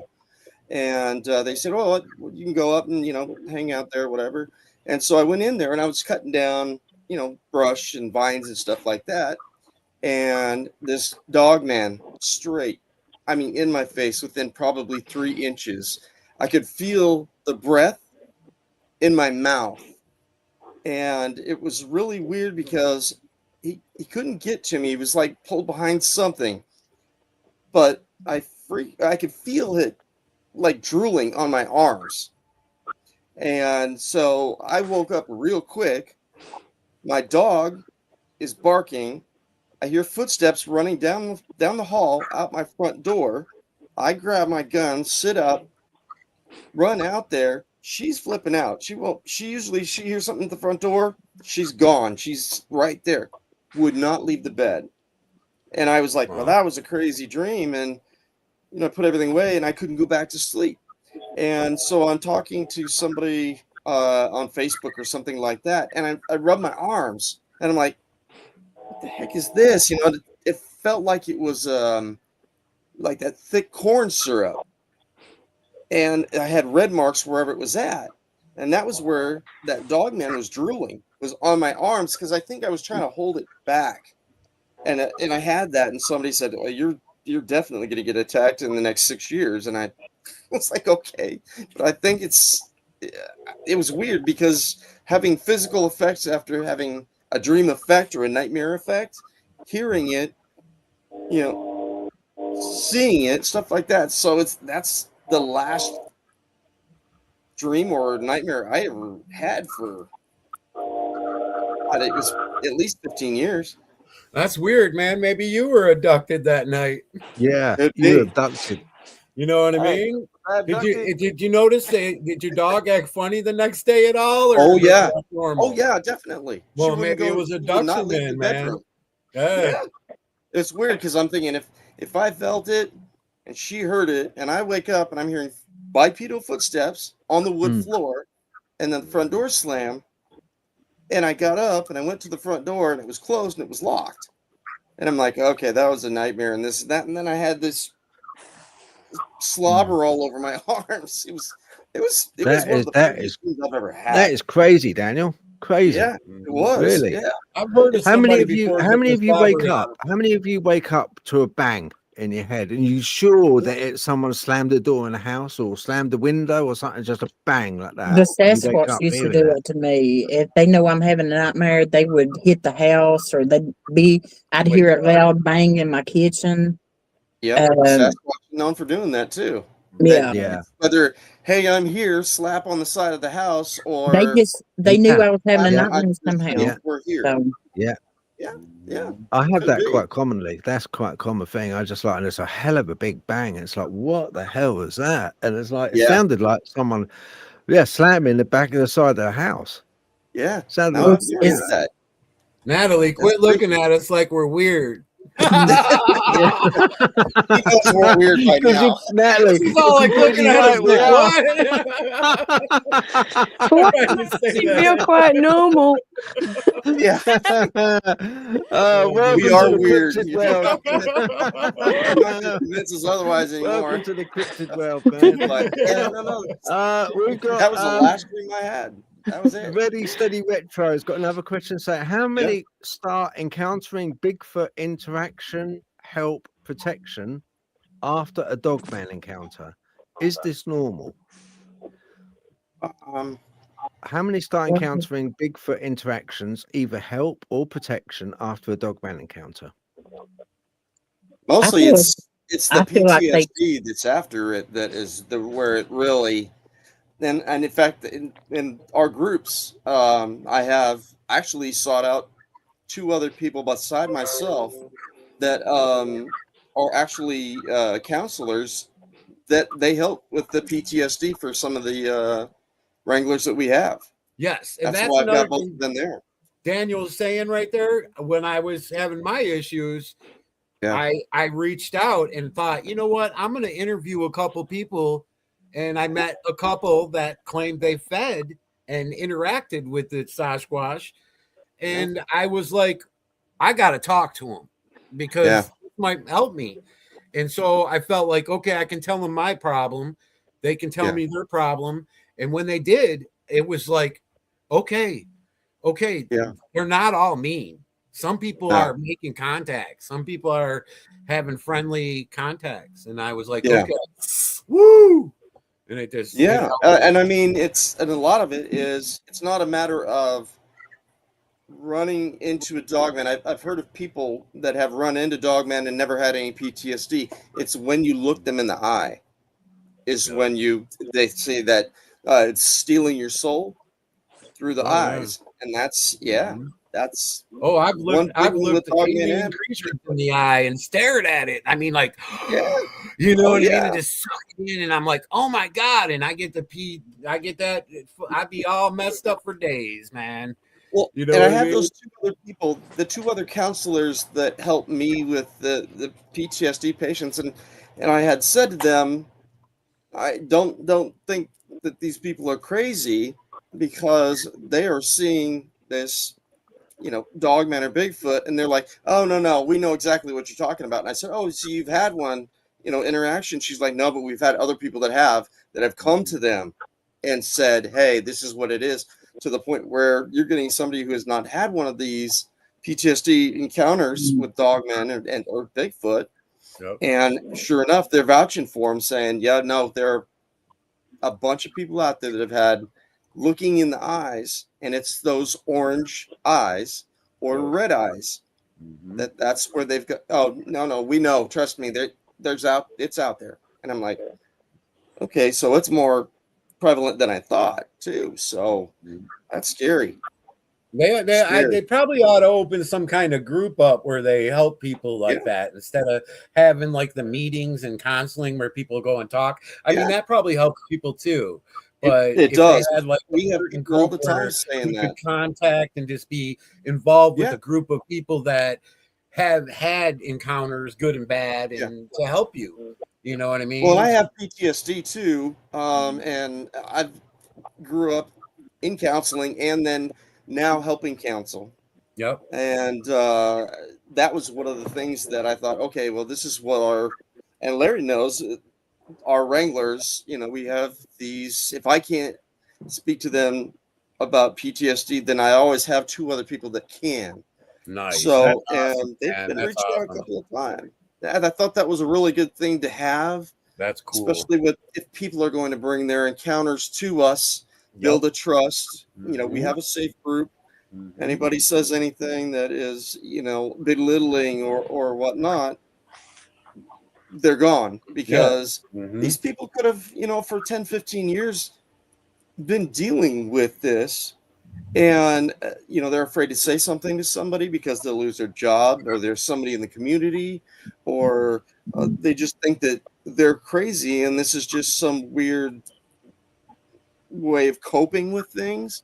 So it's a huge, it's a lot bigger than I ever would have thought that would have been, but I'm glad we did do that. So, and that might be your making right there, Daniel. That might be why you are a star child. That might be that. It's true. That's just like we all have reasons. You know what I mean? We all have reasons. Look at us all. We all have reasons. Phil, you got a reason. You're helping people understand and get people stories out there, and same with you, and Ethan. Larry, Ethan, you've got your reason as well, because you've got to get out there and you've got to find these things. Yeah. Tonya,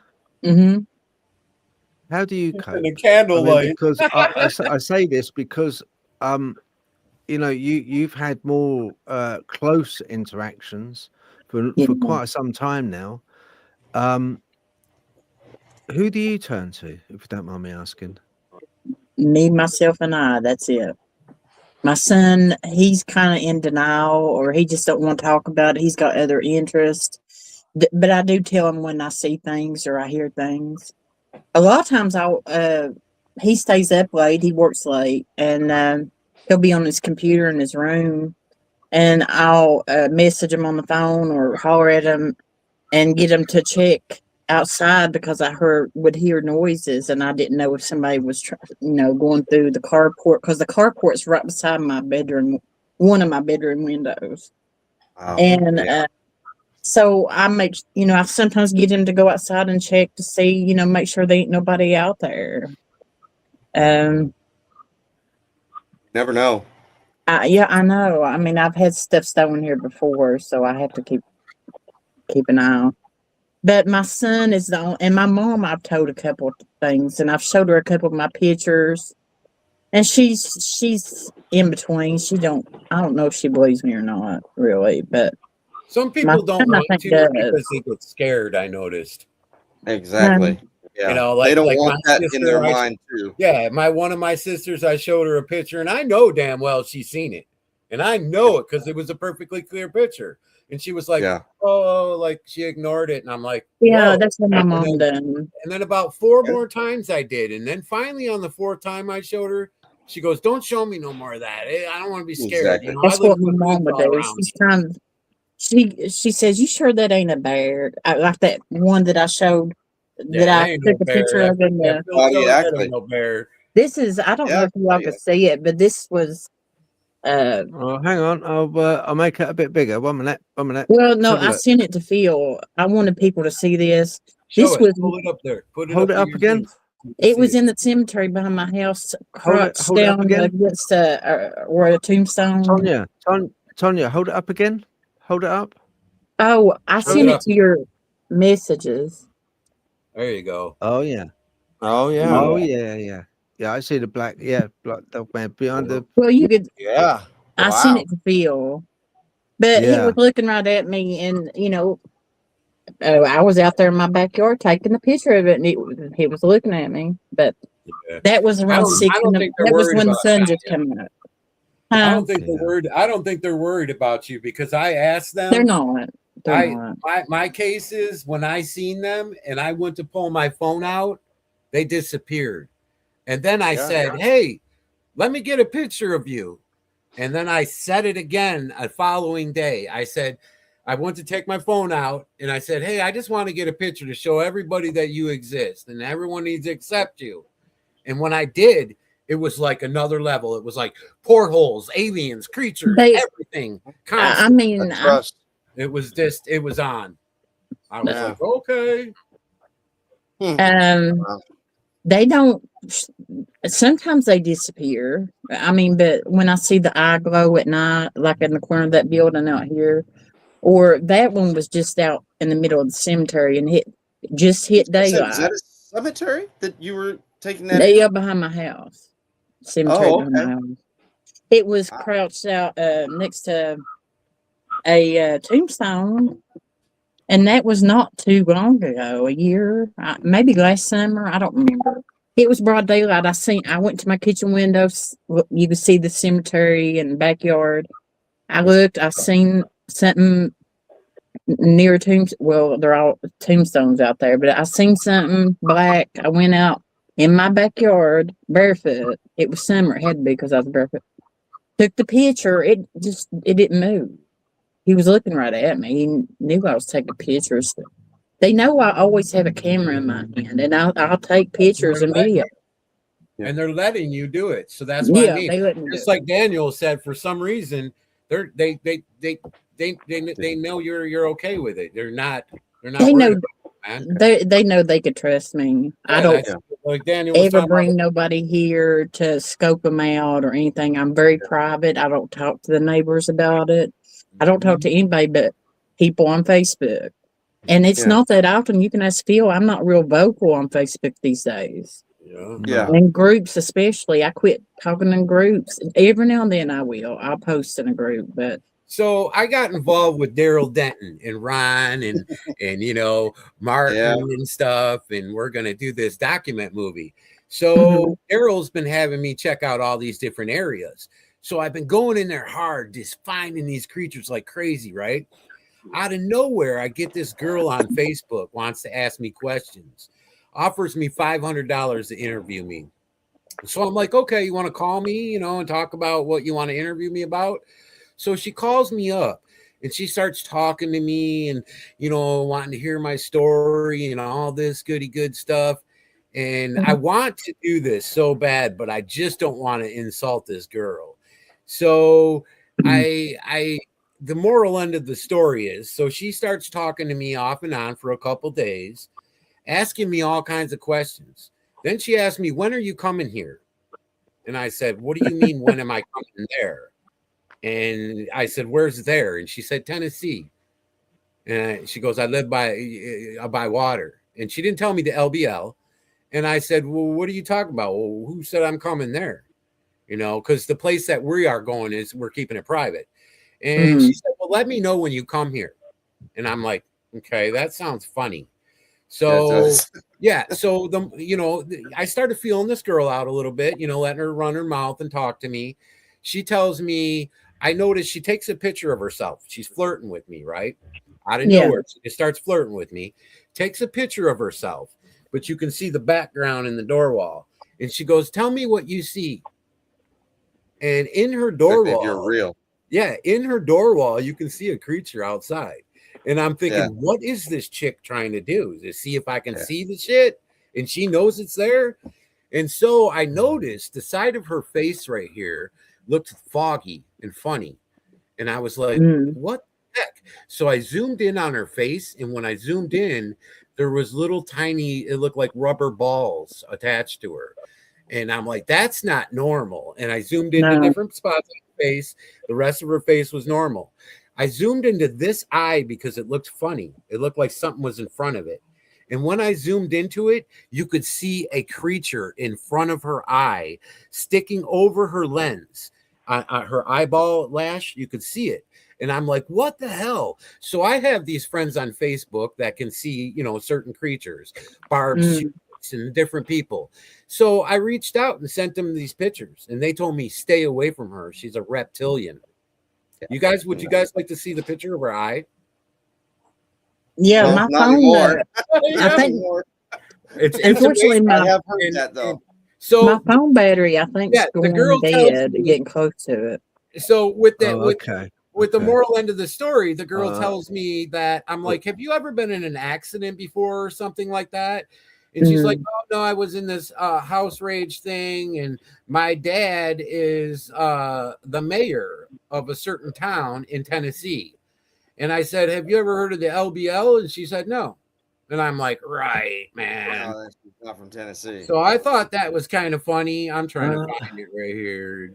Ready Steady Retro has said, Natalie, I sent Phil a picture of a Bigfoot stood behind me in bushes in 2016, 15 meters away from where I was going to discover them years after the photo in 2023. I discovered the photo this year. Let's have just a quick check on. Okay, got it. Right, hold on. There's okay, her let's eyeball. get yours. Okay. Do you see on the top of her lens that thing coming up? That's Yeah. a creature in front of her eye or in her eye, in which they are saying that's reptilian. I'm like, what? And that pupil I've is cleared huge. this up. I have different pictures of it. I'd like to send this to you too, Phil, to clear up. Yeah, load me up. Send me whatever, and I'll pass it through some software I got, and we'll clear it up for you. Nice, you know? man. Yeah, That's so she sends me a picture, and you can see all these creatures in the background. I'm gonna just that's... put up because Ready Steady Retro sent a photo. I'm gonna put that up as well. For Natalie. Let's have a look. Okay, here we go. Right. There's two entities, either side of the tree. Now I get it. People coming onto this and looking at it, they go, "Oh, what? Look, it's just like bushes." But the more you into, the more you look. The thing is, the more you see, the more you know. Yeah, you know, and these things like kind of you almost kind of hone yourself to it, you know. You know, and there's also Natalie sent me a video. I'm going to play it. It's only a couple of minutes long, but I'm going to show the video because yeah, where she works with horses, and well, the video explain it because she narrates a lot of it as well. Hold on. I was going to say, is that the one where I swear? Yeah. Start swearing. But that's cool as well, you know. That's cool. That's it's the place where I keep my horse, but I also do some work there. So just for context, that's why I'm there in the dark on train track, train line. Oh, is that you, Nelly? Yeah. Oh. I was just trying to explain to Phil what had happened. So I took a video. Yeah, I recognize your voice on there. That's my horse. Beautiful. When he wants to be. When he wants to be, yeah. They have those type of attitudes, don't they? Tiny ones. This is the gate onto the track. So this is like a three-quarter mile track alongside the Oh, trains that okay. the horses go up and down. What's that? So basically, That's we've just one gone of the through horses. gateway, Okay. and we've got a tree there, and like hedgerow, train tracks on the other side. And there's I was stick. telling Phil I found a stick. It's hard to walk and keep my Walking stick.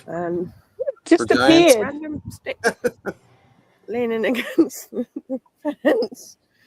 And I don't think it's the same wood as the tree, because it's like No, that's deadwood. bamboo. Well, this tree is actually quite a healthy one. We've got like rosips, but this actual tree is quite healthy. There's no dead wood on it, so it's like really kind of weird.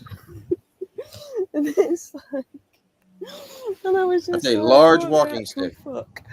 And as you just sort of look down, my torch won't go, but the track just carries on down. So I'll have to do it in the daylight so that you can get a sense of, because you know when I say about the woods and stuff, it's like a copse. So that you can get a sense of what it's like. But this is literally on the yard. Just on the yard. But when I got here, it felt a bit weird, and Moose was a little bit pent up, and I thought, oh, maybe it's the wind. But then after I'd done a bit of healing on him, everything seemed to settle down. And then when I come down here, I find that, and I'm like, But it did feel like there were things all around us. So not just like one or two things, because I sometimes get one or two things, but it felt like there was a lot of things all around us, and in the area that normally feels quite good. So yeah, that's it for tonight. I'm going home before anybody else gets me. See, the context of that was I got there in the dark, and I got my horse out, and he was a bit funny anyway, and it felt like there were things all the way around us. And then the light that I was using to do his feet with flickered and dimmed, and then went strong again. And it was a fully charged battery on it. And at the same time, I had a single weak and sickly owl hoot at exactly the same time as the battery the lights started flickering. One of my torches normally lasts about 4 hours, lasted about 40 minutes. So I got battery drain on that. I just brushed Moose, put him back on the yard, walked past him, and there was a leaf in his tail.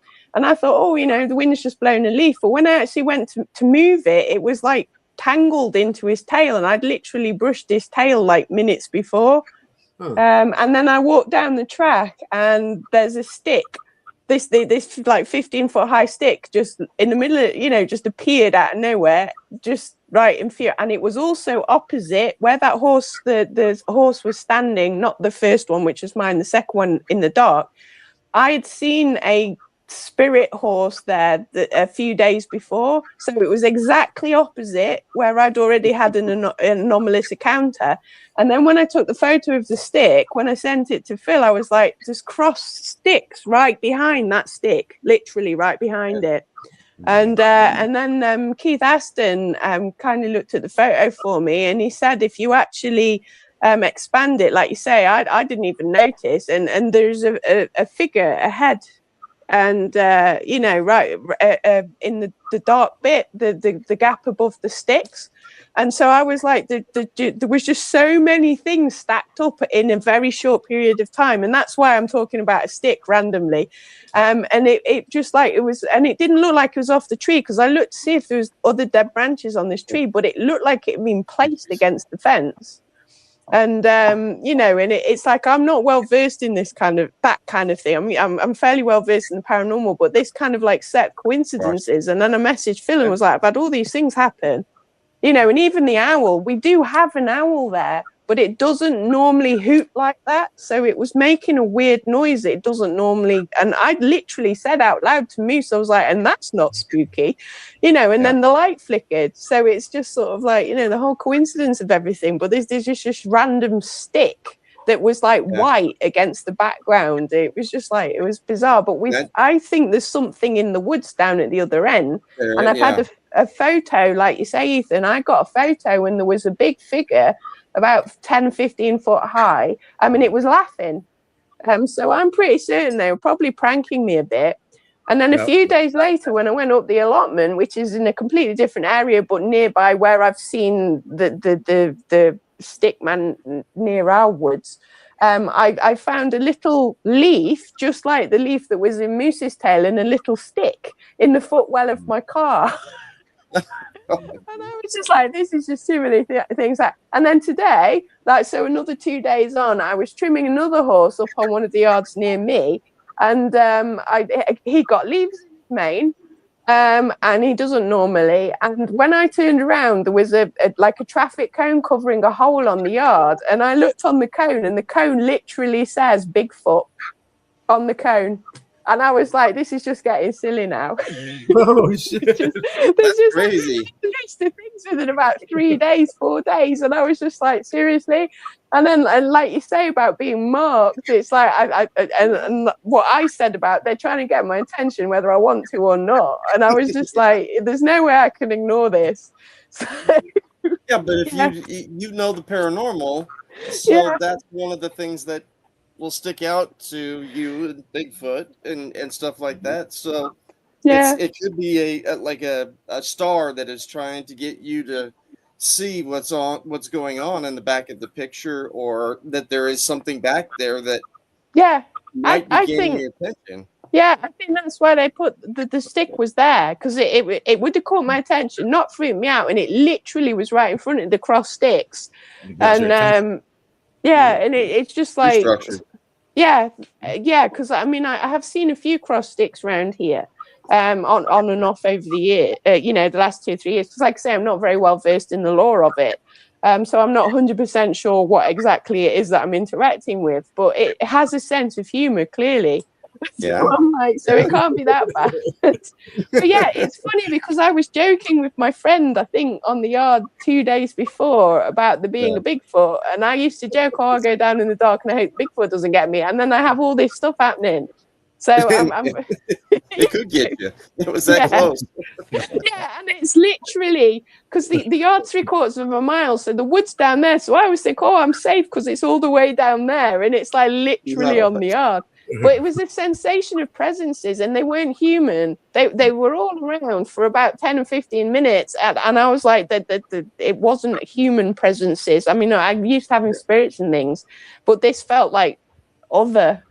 Other things. I don't know how else to explain it. And not one or two. There was like all around. So it was definitely. And owls are they bring news.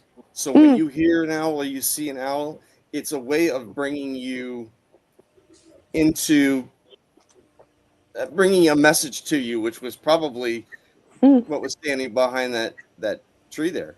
Yeah, because that's what got my attention was the owl. Why he's saying that is because the natives have a lot of meanings for different things. So, like Daniel's saying, the owl is a messenger. The owl will. Somebody's having a baby. It's not bad. It's not bad stuff. Like a spirit horse. If you see a spirit horse, usually that's someone to come get the dead.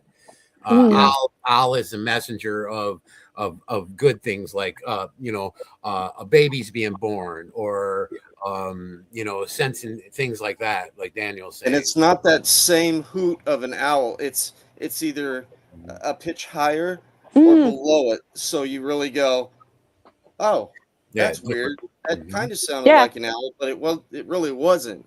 Yeah, exactly like that. Exactly like that. Because I was like, that sounded a bit sickly, not like the normal owl sound. And that's what got my attention, because I was like, was that an actual owl? You know? Well, and Bigfoot are known to mimic. When they mimic either a pitch above or below, so that you would look in that direction, or you question. That one right there was making owl noises and stuff. And I tried to make his face out. It's so hard; it looks like blisters on his face. Yeah. But he was making owl noises when I located him, and I thought, was that an owl? And I kept looking around, and nope. Yeah. And they can mimic just about any sound. They can sound like your spouse that is calling you from a tree line when you know that spouse is in a different state or country behind you, and you're going, if that's that, then he's there. He's scared. What the Yeah, hell's who's going on? that? Well, they're trying to get you to go out Uh, into the tree line so that you'll get lost. Yeah. And they will call you and call you and call you, dragging you in farther and farther. That's not good. Yeah, But I assume that because the horses are fairly, because they live there, they're fairly chill. So, you know, Moose wasn't like scared. He was just a little bit fractious. So I thought that's why I did a bit of healing on him, because I thought, oh, you know, sometimes he collects things and I just have to pull them all off. or attachment. Yeah, he's very bad for it. I don't know why he does it. So every so Yeah. often I have to just clear him out. I keep telling him not to collect things, but he seems to think it's his job. Well, he's, funny an that you said- he's an ex-therapy horse, so I think he just sort of yeah. does it without thinking about it. But yeah, And so I this just assume came to that. my mind that somebody, I have a buddy who's a Navy SEAL, and he said to me, "Oh, you don't know what's out there in the woods." And I said, "Bigfoot, Dogman." He goes, "If anybody, even the bravest in the world, would know what is actually outside in the forest, nobody would ever leave their home." No, they wouldn't. And I'm like, I can believe "Come that. on," and he's like, "Trust me, I've seen it. You don't want to see it." He's telling the truth. It's, Yeah. you know, there are thousands of things that are around you at any time during the day. And people are like, "Oh, well, I live in the city." It doesn't matter. No. Wherever you're at, you know, there are thousands of things around you at all times of the day, even when we sleep. Do you ever? It's quite right. Do you ever feel though that we're kind of like? I mean, just our conversation this evening and this afternoon has been wonderful because I get the feeling, I'm sure you do as well, that we're really, really close to an answer, whether that be on the paranormal side or the cryptid side. It's all like Daniel said, it's Very all similar. origin. It's coming. It seems to be coming. There's lots of overlays. There's lots of familiarities which overlay. Like with the owl, you find an awful lot of experiences of UFOs and abductees. Orbs, all that stuff. You'll also find from a spiritual point of view, you have an entity which is called Lilith, which was which you don't want. Which you don't want. No, you know, and Lilith was portrayed many, many times as an owl with an owl's head. This will be Lilith. You see, that's why they have the Lilith Fair. Yeah, and it's yeah. the Lilith Fair is supposed to be Jesus's actual mother instead of Mary. Yes, the mother of demons. That's right. Because Adam didn't want. She didn't want to lay down below Adam. Yeah, that's right. So she kind of like said, no. You know, I mean, she was the original burn your bra feminist, really. And that caused problems. And then Adam said, "Look, you know, I can't get on with her. I want a new one." And that's basically sort of like what happened. The apple. And she was the mother of demons, but also portrayed very much as an owl's head. Abductees often say about seeing an owl, large, big almond eyes at a window, look just like an owl. We often hear in woods the owl hoop. It doesn't sound quite like an owl, like you, Natalie, heard. Doesn't quite sound. In paranormal circles, we often hear our name called.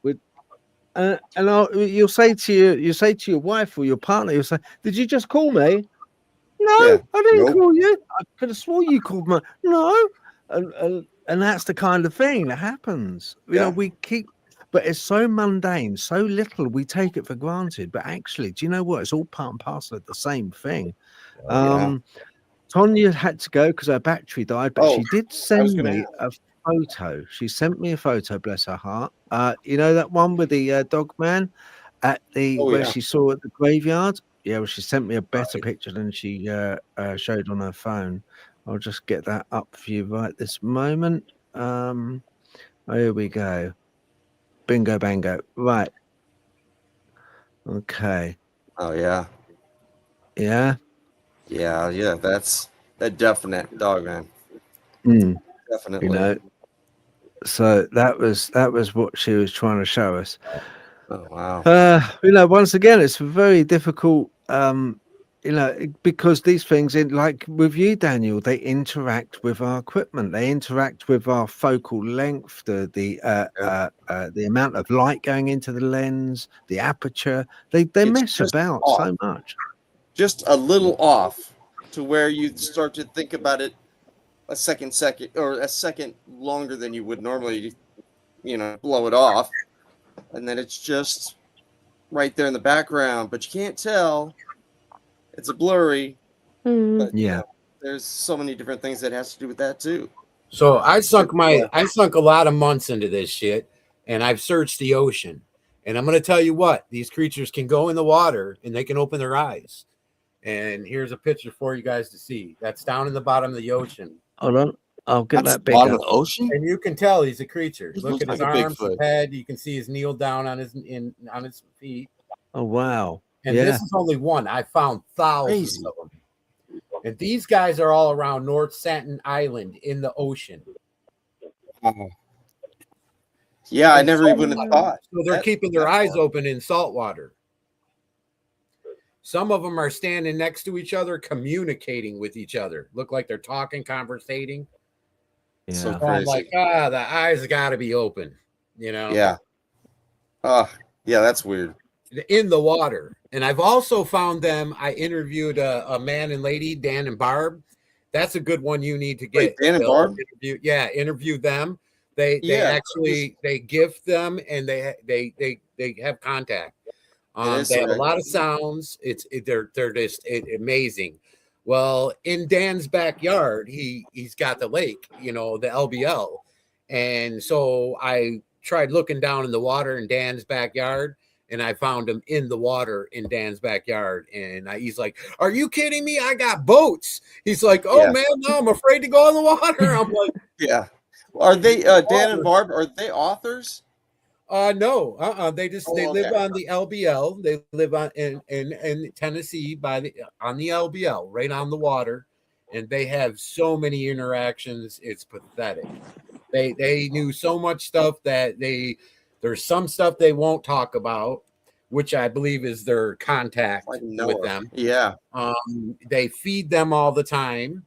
Barb just makes them all kinds of peanut butter jam sandwiches, and you can see during the interview, you could see their emotions, almost like they wanted to cry, like they were talking about their own children. It was amazing. I'm like, wow, you can see just the rise and the fall of their emotions through the whole interview. And they have sounds, Phil. They would be really great to. They play two different sounds for me. One, they claim they have Bigfoot. A family across the water that they feed, and that she had a baby, and they have it on sound of her giving birth. And then they have another one that they claim a Dogman came into that family area and was trying to get at those babies, and you could hear the babies talking, and you can hear they're trying to talk, and they're making a squeak noise as well. And then you hear this, all of a sudden you hear this noise come up close to them, like noise in the woods. And then you hear a little bit of dog noise, it sounds like a dog. And then you hear Mama, or the Bigfoot, you hear her smash the skull, is what he claims. And then you hear Mama comes over to the babies and said, "I left it," in clear English, all demonic sounded, man. I'm like, wow, just amazing. Do you know, Ethan? Do you know it would be really cool before you know, you guys all go out, to have a word maybe with Martin Groves and with Ron as well, because I'd like to talk to Ron, especially because he's into You should the. try to get us all on your show. I've been trying right now. Daryl's hard. He's a hard guy to contact. Everybody's been doing their promotion videos, but Daryl, and I've been like, Daryl, come on, Daryl, come on, Daryl, come on. He's like, I did 11 shows this week. I'm like, come on, we need 30 minutes of your promotion, man. You know, so we know we're involved with each other. But I mean, maybe if you know, also Daniel's willing, you know, we can all come on the same show. and have a word with Ron and Martin. Yeah. You know, because Ron is you know, I've got a couple of questions for Ron, because he's a very intelligent guy when it comes to Very the quantum, quantum entanglement. So I've got a couple of questions to do with that. I feel like when I talk to Ron, I feel like the movie The Red Planet, and Ron's that older doctor guy. He's just so right there, and it's like everything you just hear from him. It's like, really, man? You know, it's amazing. It's hard to get. Yeah, it's hard to get them though. They've got a bunch of stuff that's going on too, personally and whatnot. So it's bear it in mind, though, Ethan. Bear it in mind. It'd be cool. It'd be cool talking to him. I would like that. Yeah, just make a shout out. Make a shout out. I'll let the guys know as well, and make a shout out. You know, we need to get out there and we need to promote this movie. To make a movie costs a lot of money, and you know, these guys are. You know, Daryl, he's wanting some funding because he's like, I need to get cameras, I need to get this and that. So I'm like, okay, let's run a funder, you know, and let's. That was a nice guy. Point where I'm almost to the point where I'm just about to find a funder that wants to be involved. Period. That way I can show them the videos of the pyramids, show them the pictures of all the pyramids.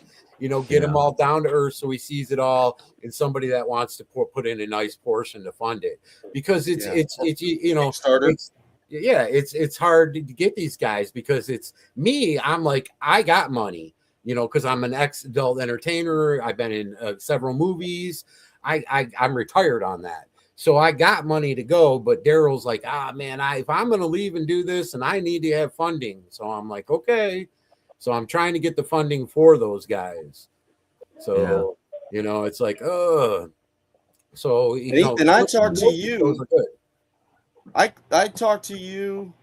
In fact, I called from the bar in Lexington, where they were doing the conference. I was the one you were talking to. Oh, okay. I said, hey, man, where are you? Oh, okay. Like, I can't make it, and I'm like, I got you. Okay, that's. I was wondering if you recognized my name or not, but I recognize yours just from the the poster for CryptiCon. So awesome, man. Yeah. Oh yeah, because I was interested in talking to you too. Yeah, I've seen a lot of creatures in Solomon Island. My friend got 264 pictures, but we have not released them yet. And she's got 11 little videos on her cell phone. So it's she was scared.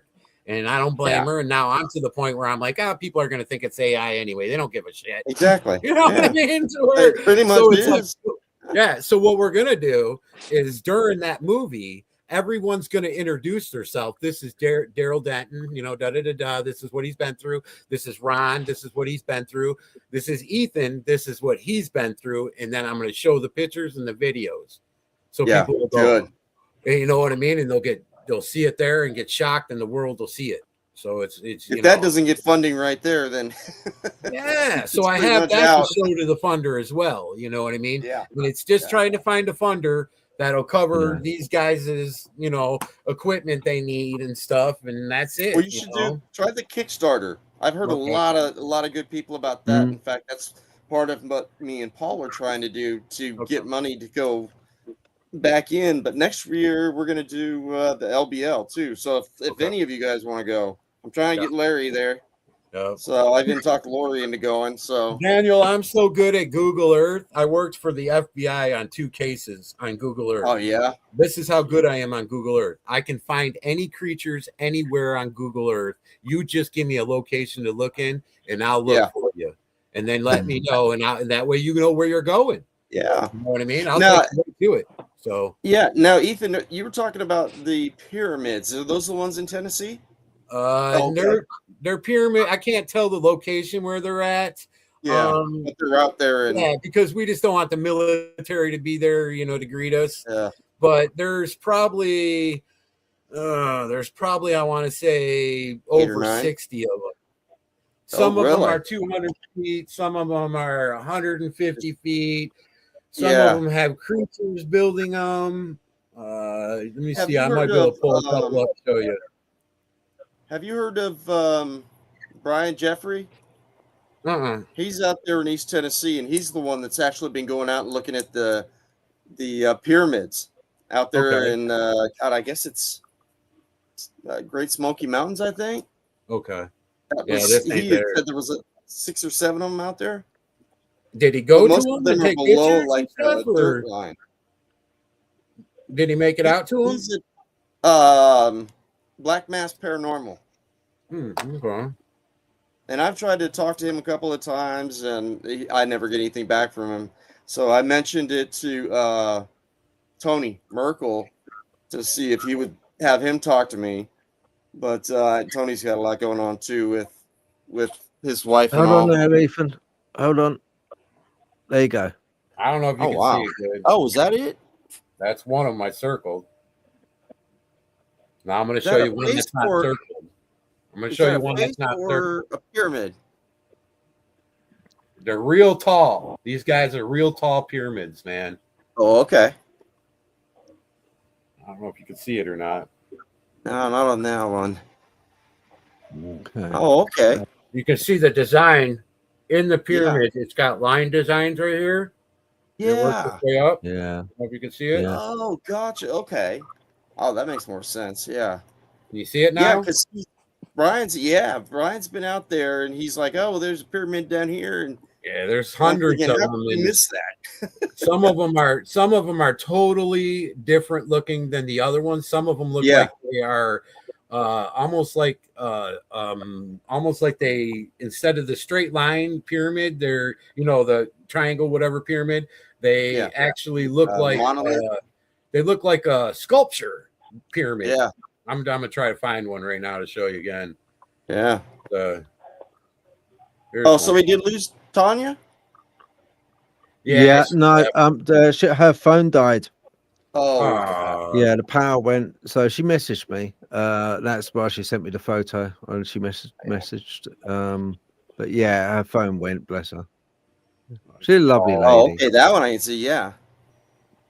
There's over 60 of them I counted, and I stopped at that point because I was just like, I already got a video of them. I was like, I'm good, man.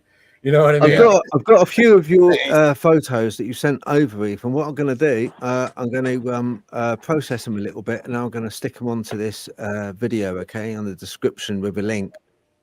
That one's kind of like a sculpture to it. It's not so Okay, straight. I'll try and clear them up for you. All right? Yeah. Oh, that'd be nice, though. Yeah. I'll Yeah. do So that. we took all these pictures. We took all these pictures and videos, and we had them checked out and by an architect and his mentor, and they came back saying, yeah, dude, and they wanted to buy the location, and we're like, Oh, no. yeah. No, And we're like, 'cause then they no. get And it all destroyed happened because I took a picture of an orb on the ground, Oh, and you yeah. could see the roundness on the ground, and I'm like, Daryl, I'm like, look at this, and he goes, Yeah. what's in the background? He goes, it looks like a pyramid, and I'm like, Yeah. I looked at it again. I'm like, wow, it does. And I'm like, you know what, man? Give me an hour or two and I'll contact you back. I'm going to go back and look. I went back and Yeah, found I mean, and this is the cool thing about doing this, like for Christmas, we've got everybody has their story, but it connects to each of you, so that story becomes bigger, and then you start going, oh, okay, well, this person said this, and so it gets this like network going out, so that everybody knows, and then once something comes up, you think about it, and then you relay it to, and so it's having this many people very on it. dangerous. I went down where this location is in the road on Google Earth. And you know how you go down to the road and then you can look around. And I looked around, and every 20, 30 foot, there was an invisible partway creature standing at the edge of the road. It's like they're guarding the woods the pyramid's in. So I'm like, Daryl, we're going to get to the road. If we make it past that, then hopefully we're good. He goes, no, I know these creatures. He goes, they'll let us in, but when they let us in, we're screwed. I'm like, you're in. Oh, that's cool. Yeah, so you can see a person's face and that's body part in of there. that orb.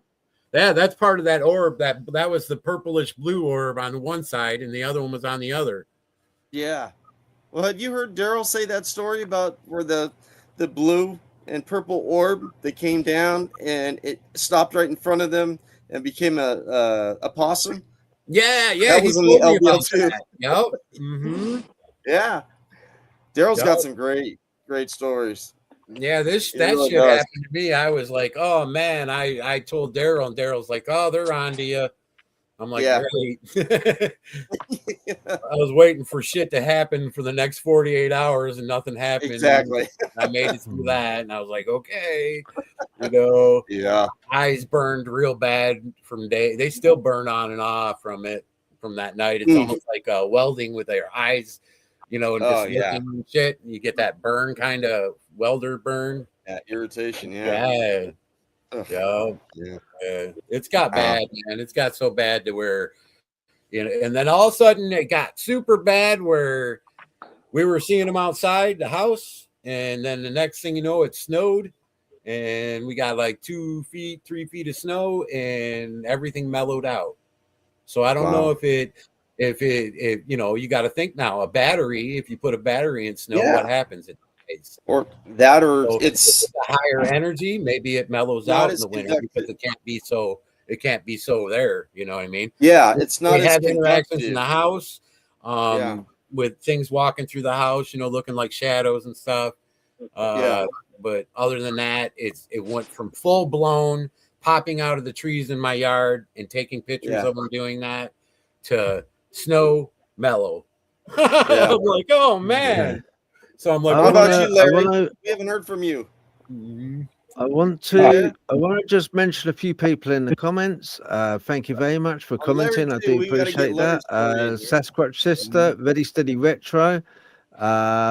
We have also got My Vlog Sunny. Thank you very much indeed. We have let's have a look.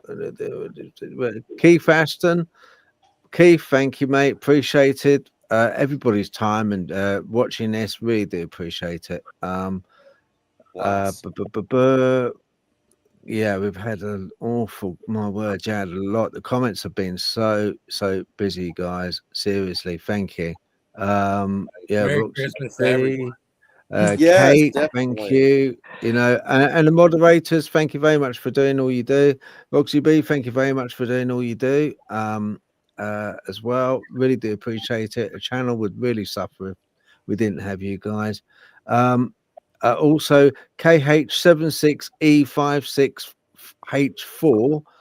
Get yourself a name. Thank you very much for joining the chat. But yeah, I'm gonna have to give you a nickname. I'll think of something. But thank you very much for joining the chat as well. There's been so many. I can't name you all. I really can't. There's been so many. I don't mean to be rude about it, but you know, I'll be here absolutely all night if I was to name every single person on the chat. But I do, and everyone here appreciates you for you know, watching and contributing as well. It really helps a lot. We got to hear from Larry. Guys. Larry's got something. Oh, Larry, what you got? Tell us, Larry. I sent you some information on recent sightings. Some of the most recent sightings of Dogman has occurred in northern Indiana.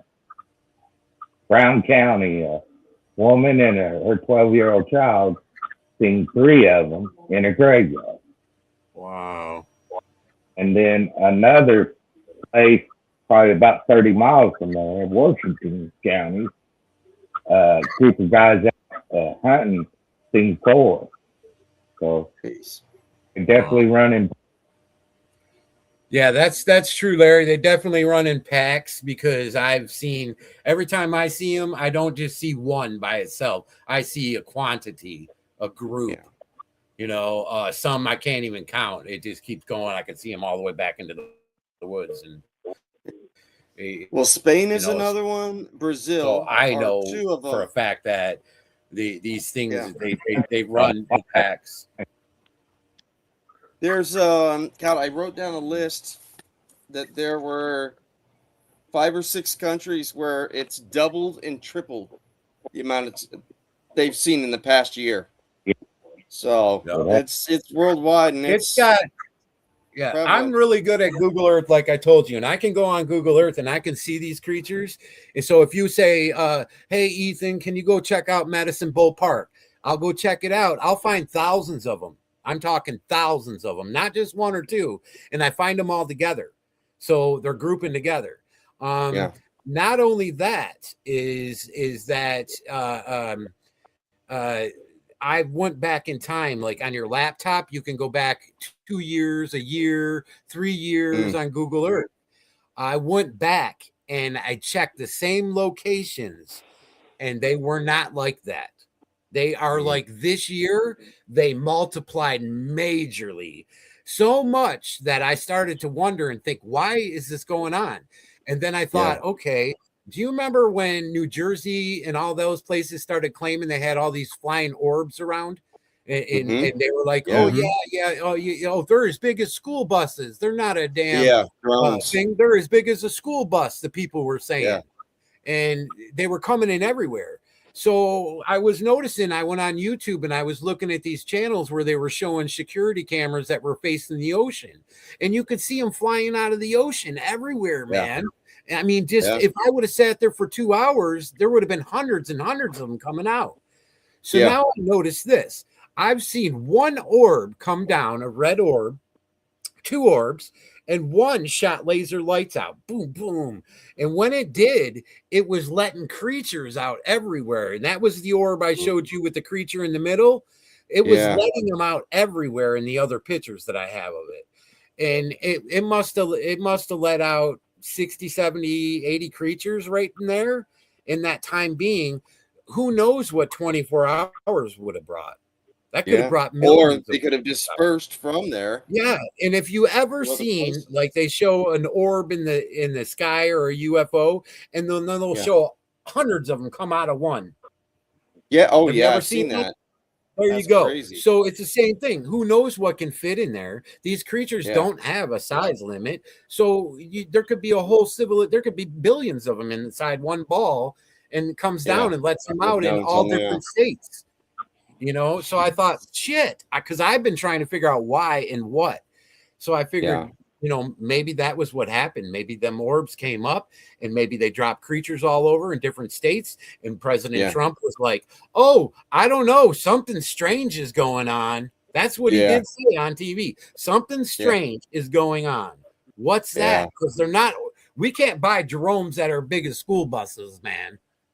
You know what I mean? Drones are little. You can't buy no big giant drone as big as a car.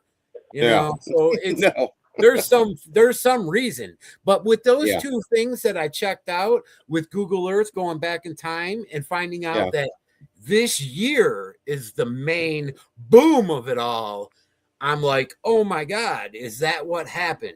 Because so it's not every 7 years like they say that, or every 10 years, but it has to have a 7 in it. So it's not true. You can contact me, Daryl. Message me on Facebook, and I'll take you on a live feed on Google Earth, and I'll bet you $1 million within a minute I'll find a creature. That's how good I am. But I'll take you and show you. I'll show you all the hundreds of thousands of them all grouped together. I mean, and on top of it, they're not the same looking. They're different creatures all grouped together. One completely different galaxies. One might look like a bug-headed creature. One might look like a Bigfoot. One will look like it's amazing. Amazing. Jeez. Yeah, that's crazy. Sasquatch sister.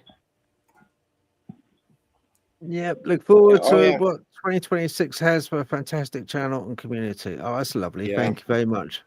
That's lovely. Yeah, I'm looking forward to next year. I think next year with Steven Spielberg's Disclosure Day coming out, that'll be interesting. That's gonna say a lot. You know, if one guy's going to know, it's going to be Spielberg. He knows stuff. Yeah, I think he made movies off of things that he heard about.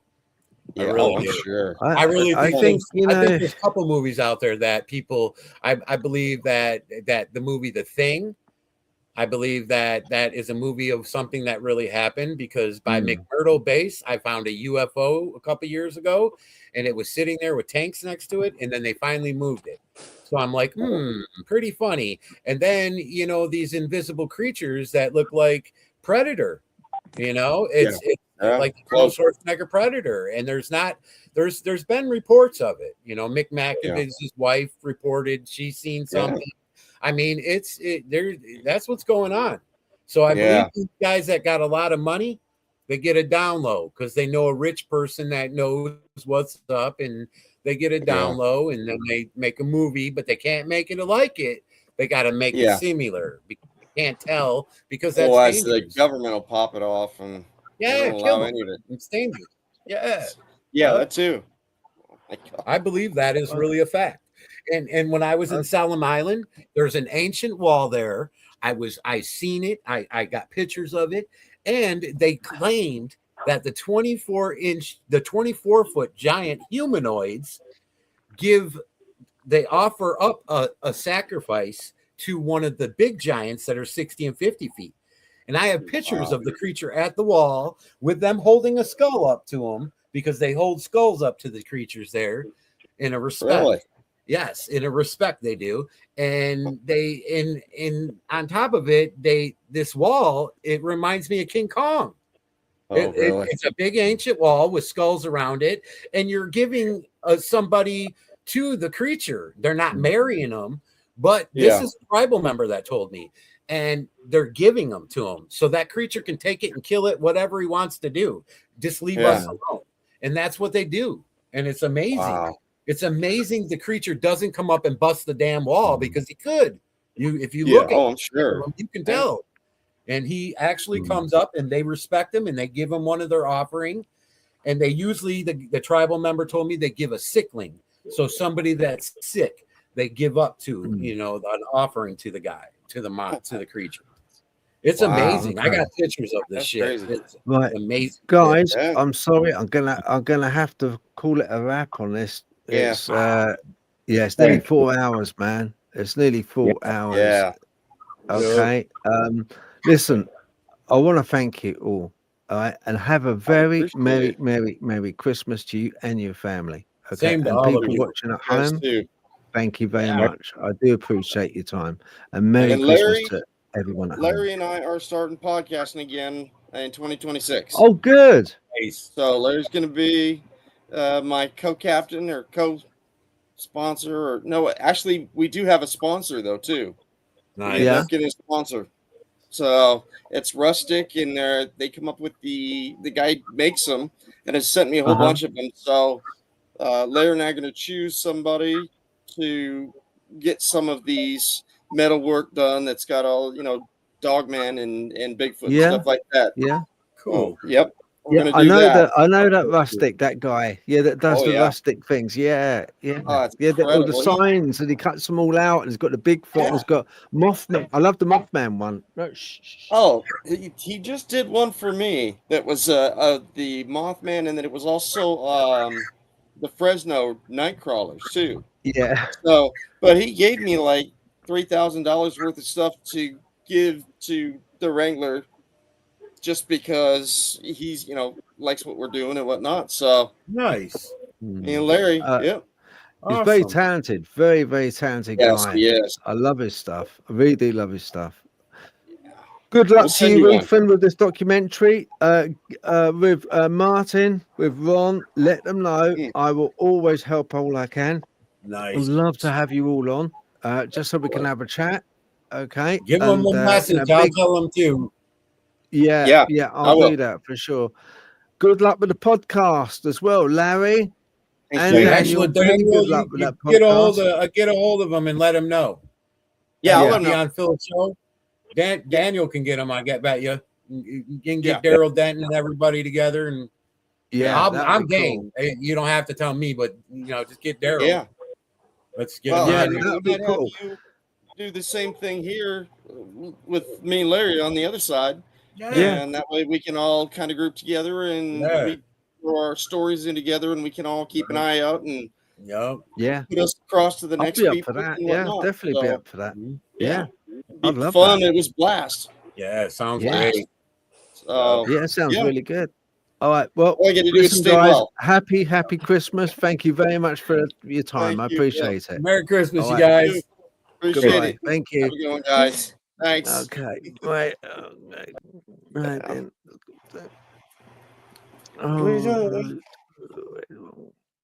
Okay, that's great.